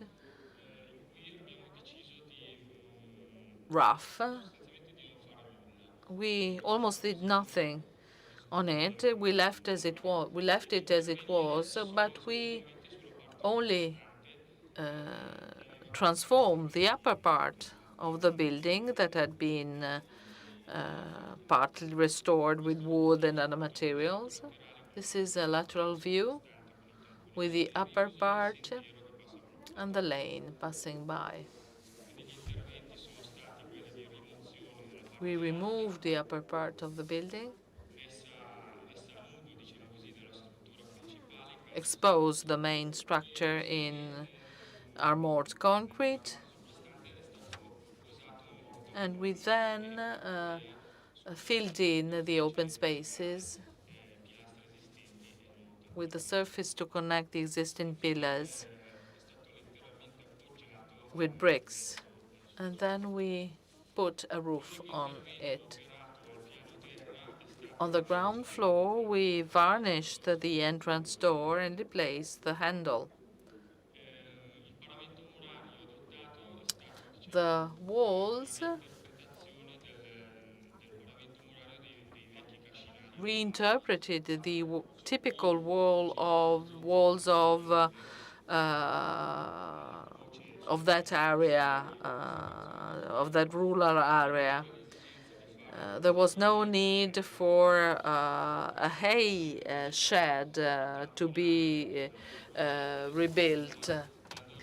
So we used a kind of structure that was similar to the bricks used for hay barns, for the barns, but that instead were totally filled in. Metal profiling were replaced, connected with concrete, and you see in here the texture we have maintained at the ground floor. You see here the first laying down of the walls. It was an unusual work site, building site, because the owner was there 24 hours a day, every day, which was quite disquieting for the for the workers there. But it was positive. It turned out to be positive in the end because it made us understand how passionate he was for that building. So he was sometimes a spectator, some other times he helped workers to build. This is the construction of the walls, some wooden elements to support bricks. And here, the final stage of construction. And the wall starts to react to sunlight, creating light and shade, a light and shade effect. And the laying of the roof. The only intervention on the ground floor was the varnishing of the door and the replacement of the handle. We designed it with the Questo è l'edificio finale. With the metal worker in the metal worker site. The door was varnished in a bronze color to stress the fact that this building had turned into something different, no longer a shed. Again, an image of the wall with sunlight. We see shades going rightwards, whereas on the other side, the shadow is leftward, go leftwards. South corresponds to where the pillar is. So there is this strange effect that on the different sides of the building we have two different forms of shade. We decorated the interior without a real design. We reused a table and a chair.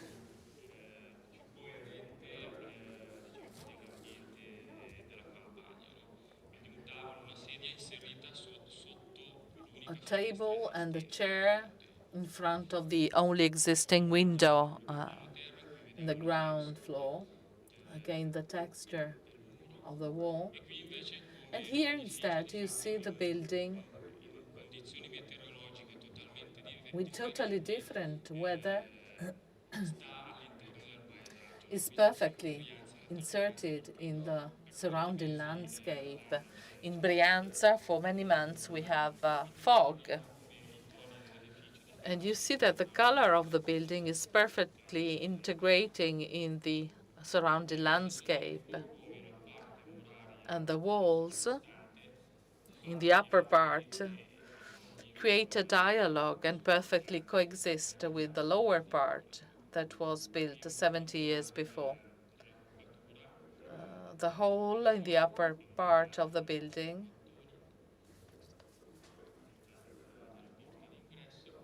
the entrance door. And finally, you can see here the mulberry tree in front, the mulberry bush in front of the building. Because mulberry has this particular texture, and on the background, the texture of the building. And the owner told us that this mulberry bush survived because of its position, probably. And somehow the shelter saved the mulberry bush, which is why the project has this name. And we have to thank the owner for telling us the story of the place, for the simplicity, which allowed us to think of some details, some gestures we make many times a day without thinking about them, thinking of a handle that could adapt perfectly to the place and to that building, allowed us to understand how a handle is made.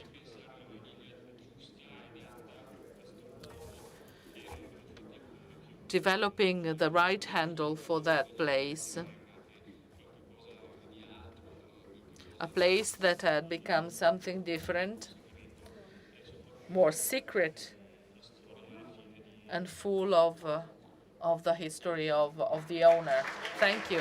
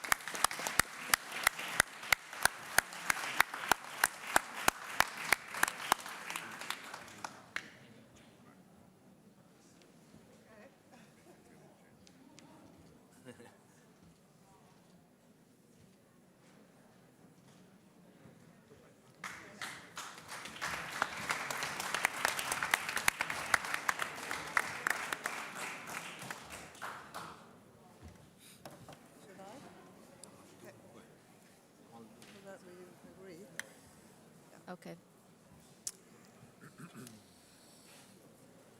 Okay. And last but not least, the precious Italian Architects Award for 2021 goes to If Design.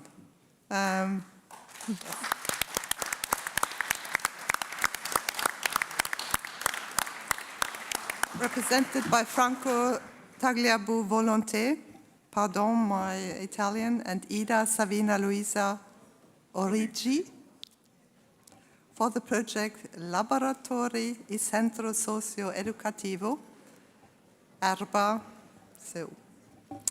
Okay. The motivation, the jury decides to award the Architetto Italiano 2021 the office If Design, formed by the architects Franco Tagliabue and Ida Origi. The office, founded in 2002, operates in the field of urban redevelopment and build architecture with special attention to social and collective topics. They have developed through the years with coherence and discipline a design activity that had always proved itself attentive to the innovative and expressive use of the material that constitutes each of their creations. Congratulations.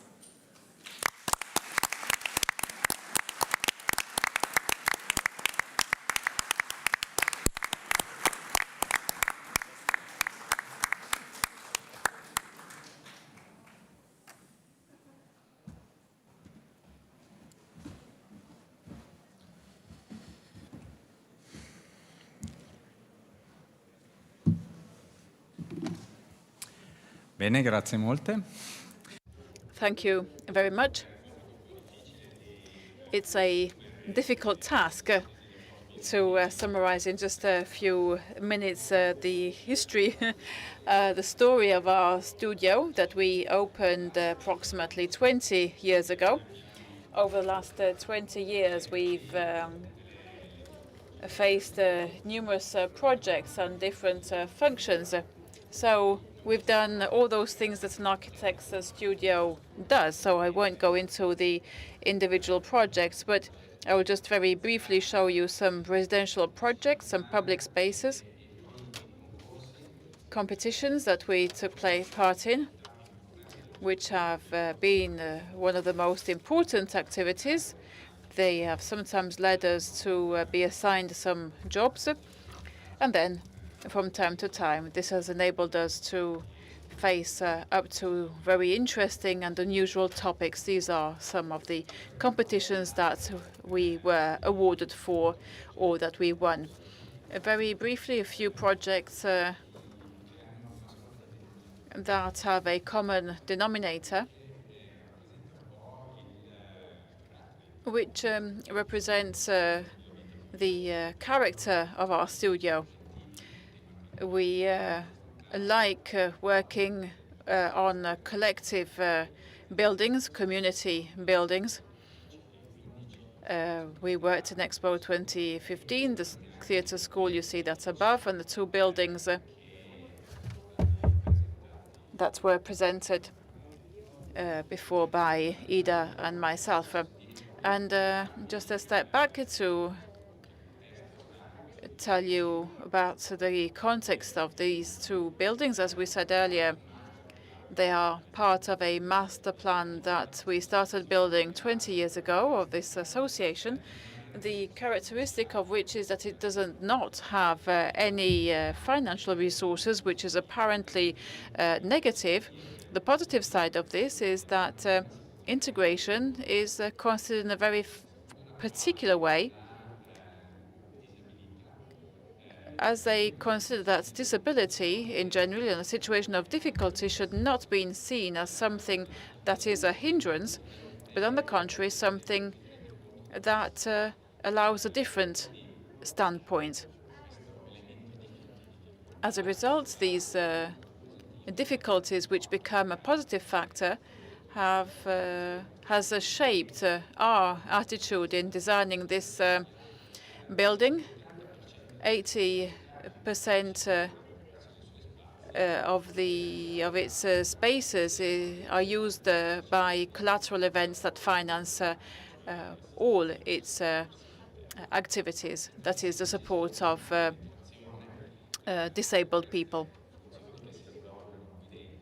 Now, all the functions that are performed in here, people who come from outside come here, they spend a nice day here, and then they can go back to participate more actively in their activities. There are beautiful things that happen in this space, thanks not only to the architecture, but especially thanks to the people who organize it. Organizations that are in a position of conflict, animalists, for example, and hunters cohabit here.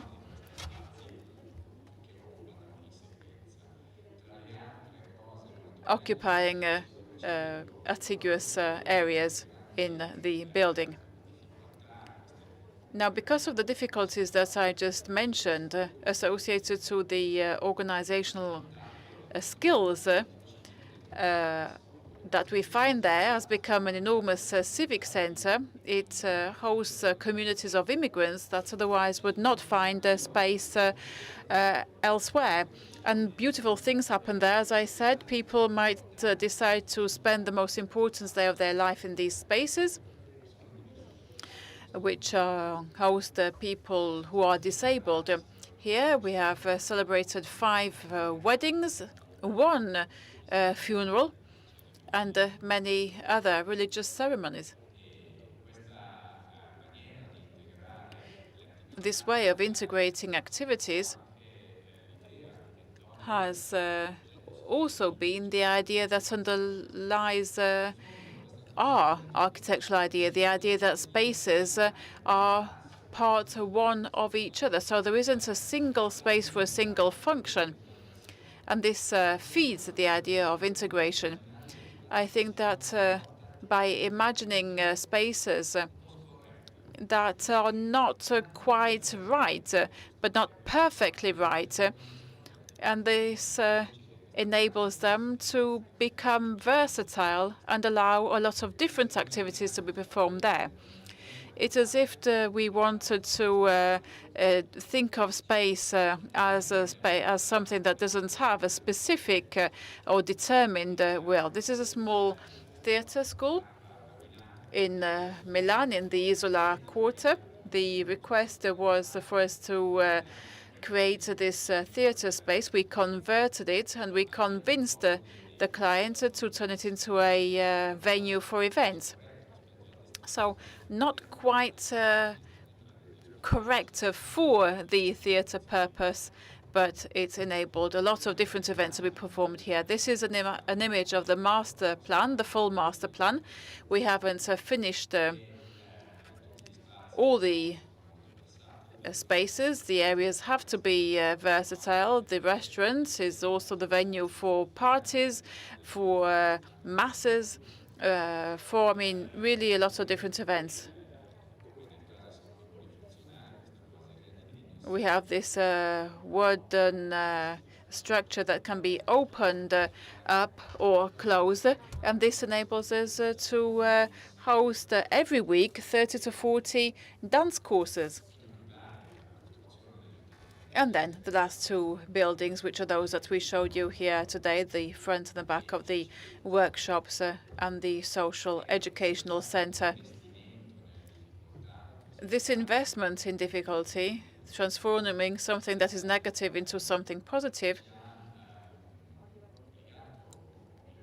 has forced us or required us to reflect upon co-penetration, cohabitation, forced cohabitation within these spaces, and also on the language employed, which means to invest on ideas rather than entrusting ourselves to standard protocols, things that come to us automatically.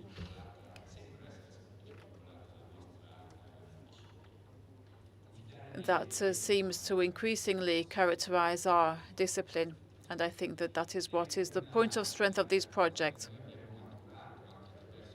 Something that we have developed also through other experiences, through our travels and the teachings that we have achieved. I coordinate an activity in a university in a city called Loca in Ecuador.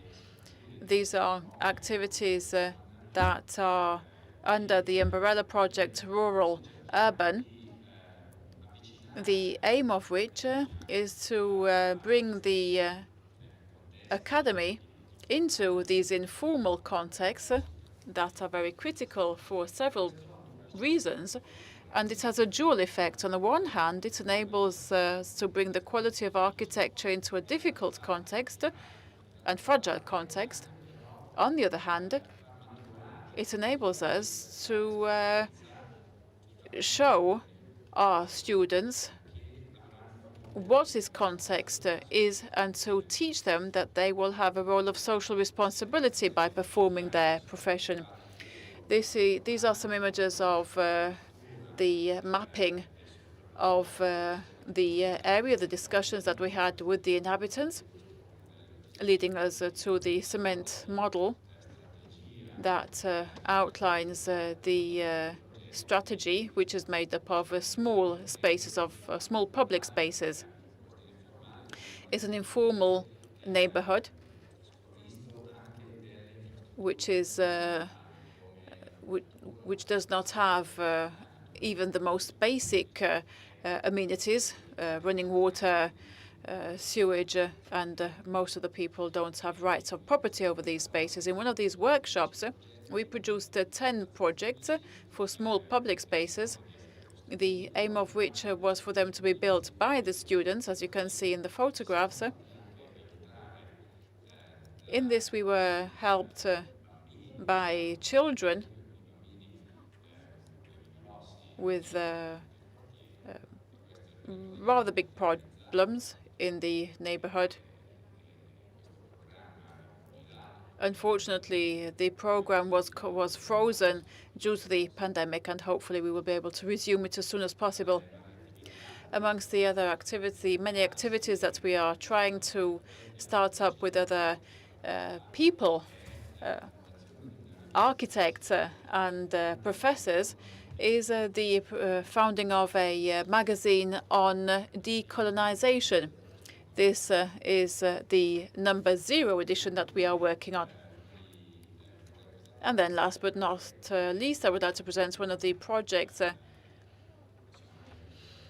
that we have been working on. It's a school in Palermo, where we have tried to focus on sustainability in a rather unconventional manner. Once again, instead of using the most advanced technologies, we have tried to remember the ancient technologies of the tradition that are equally valid by becoming aware of the surrounding territory and of the materials that the territory offers through the experience of the children who will inhabit this school. Like all contemporary schools, there is a lot of space for sharing.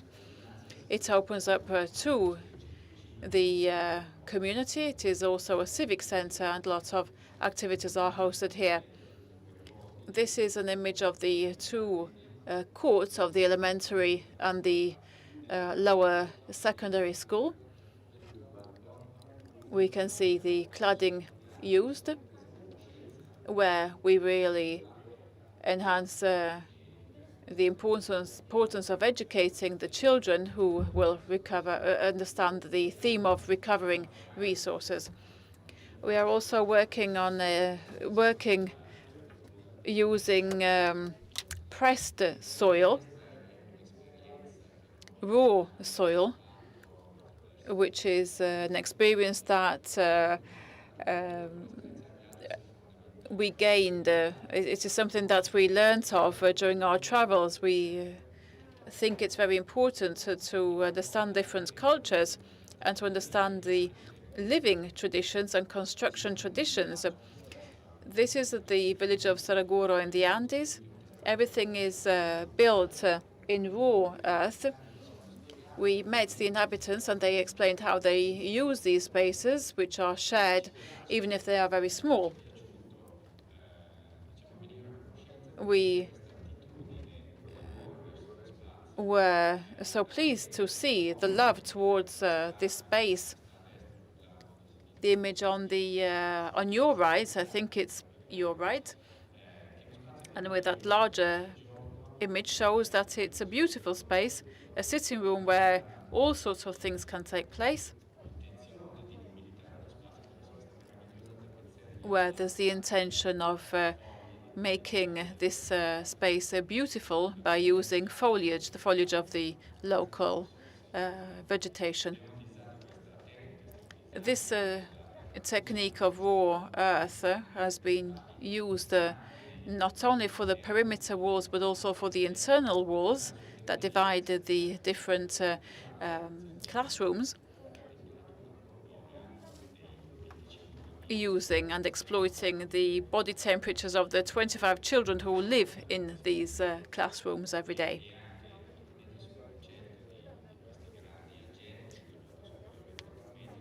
Now, these are 4-meter structures that can also host activities.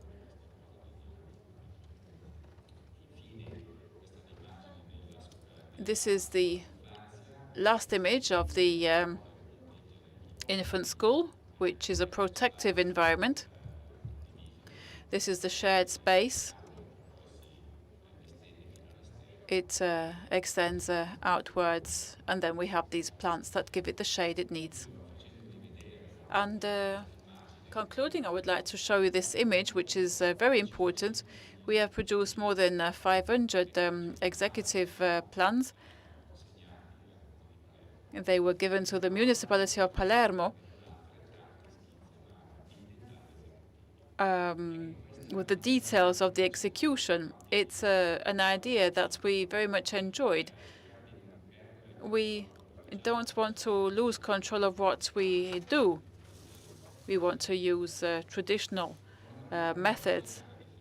It is an artisan approach to architecture. I think that being artisan architects does not mean having a small studio or to focus on small projects or simple projects. It simply means that we want to at times obtusely control certain things. When we receive an award, we are, of course, very honored and sometimes even embarrassed, because I don't know if we are so good as to deserve this award. But in a case such as this, the National Council brings together 150,000 architects, if I'm not mistaken, so it's a population. There are some excellent architects amongst that population, and 4 of them are sat here, and we have shared our day here with them. So this award represents not only our studio, but all those studios that continue to work as artisans. Italian architecture and architectural culture is made of these things. Today we spoke of the law on architecture, and in thanking you for this award that we are very honored to receive, I would like to say that I hope that we will work positively in order to take back our profession that is very often entrusted to companies, to engineering companies that don't have those skills that we architects do have. Thank you.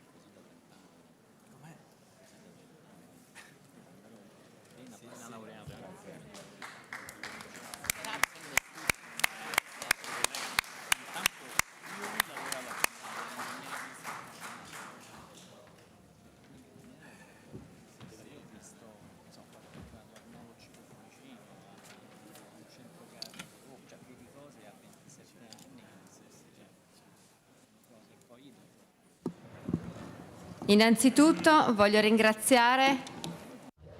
Allow me to thank all the participants. This year, almost 400 studios participated. Each of them had the courage to offer their work to the judgment of the others. They have shown their vision of the world. We will bring the results of these awards through our 6th yearbook, which positively testifies to the excellent work performed by our category. It is published on the website together with all of the other volumes. I would like to thank the jury very much for the work which has been performed today and, of course, in previous days. I would like to thank the Minister for Culture, Minister Franceschini,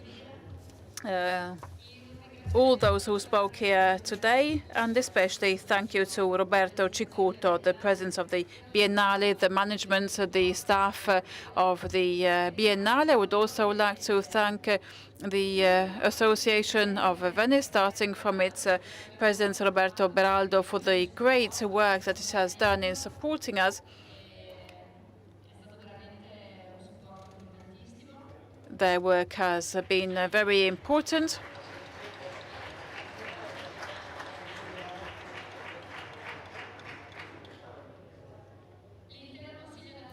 The entire National Board for the work which has been performed, all the consultants, all the secretariat, all those who have worked to make sure that this day could take place.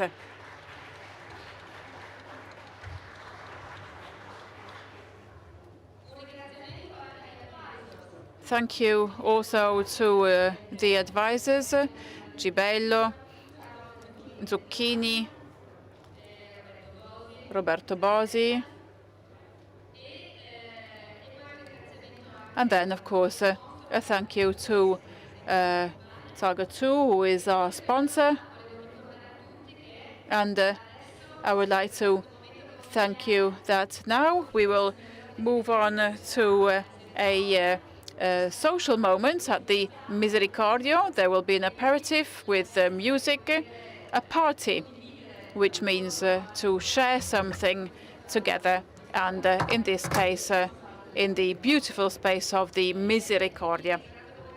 I would like to thank all of you who are still here, and we will see you at the Misericordia later. So we will meet at 8 o'clock, and I would like to remind all those who received an award that we will stay here a few minutes for the official photographs. Thank you, all of you.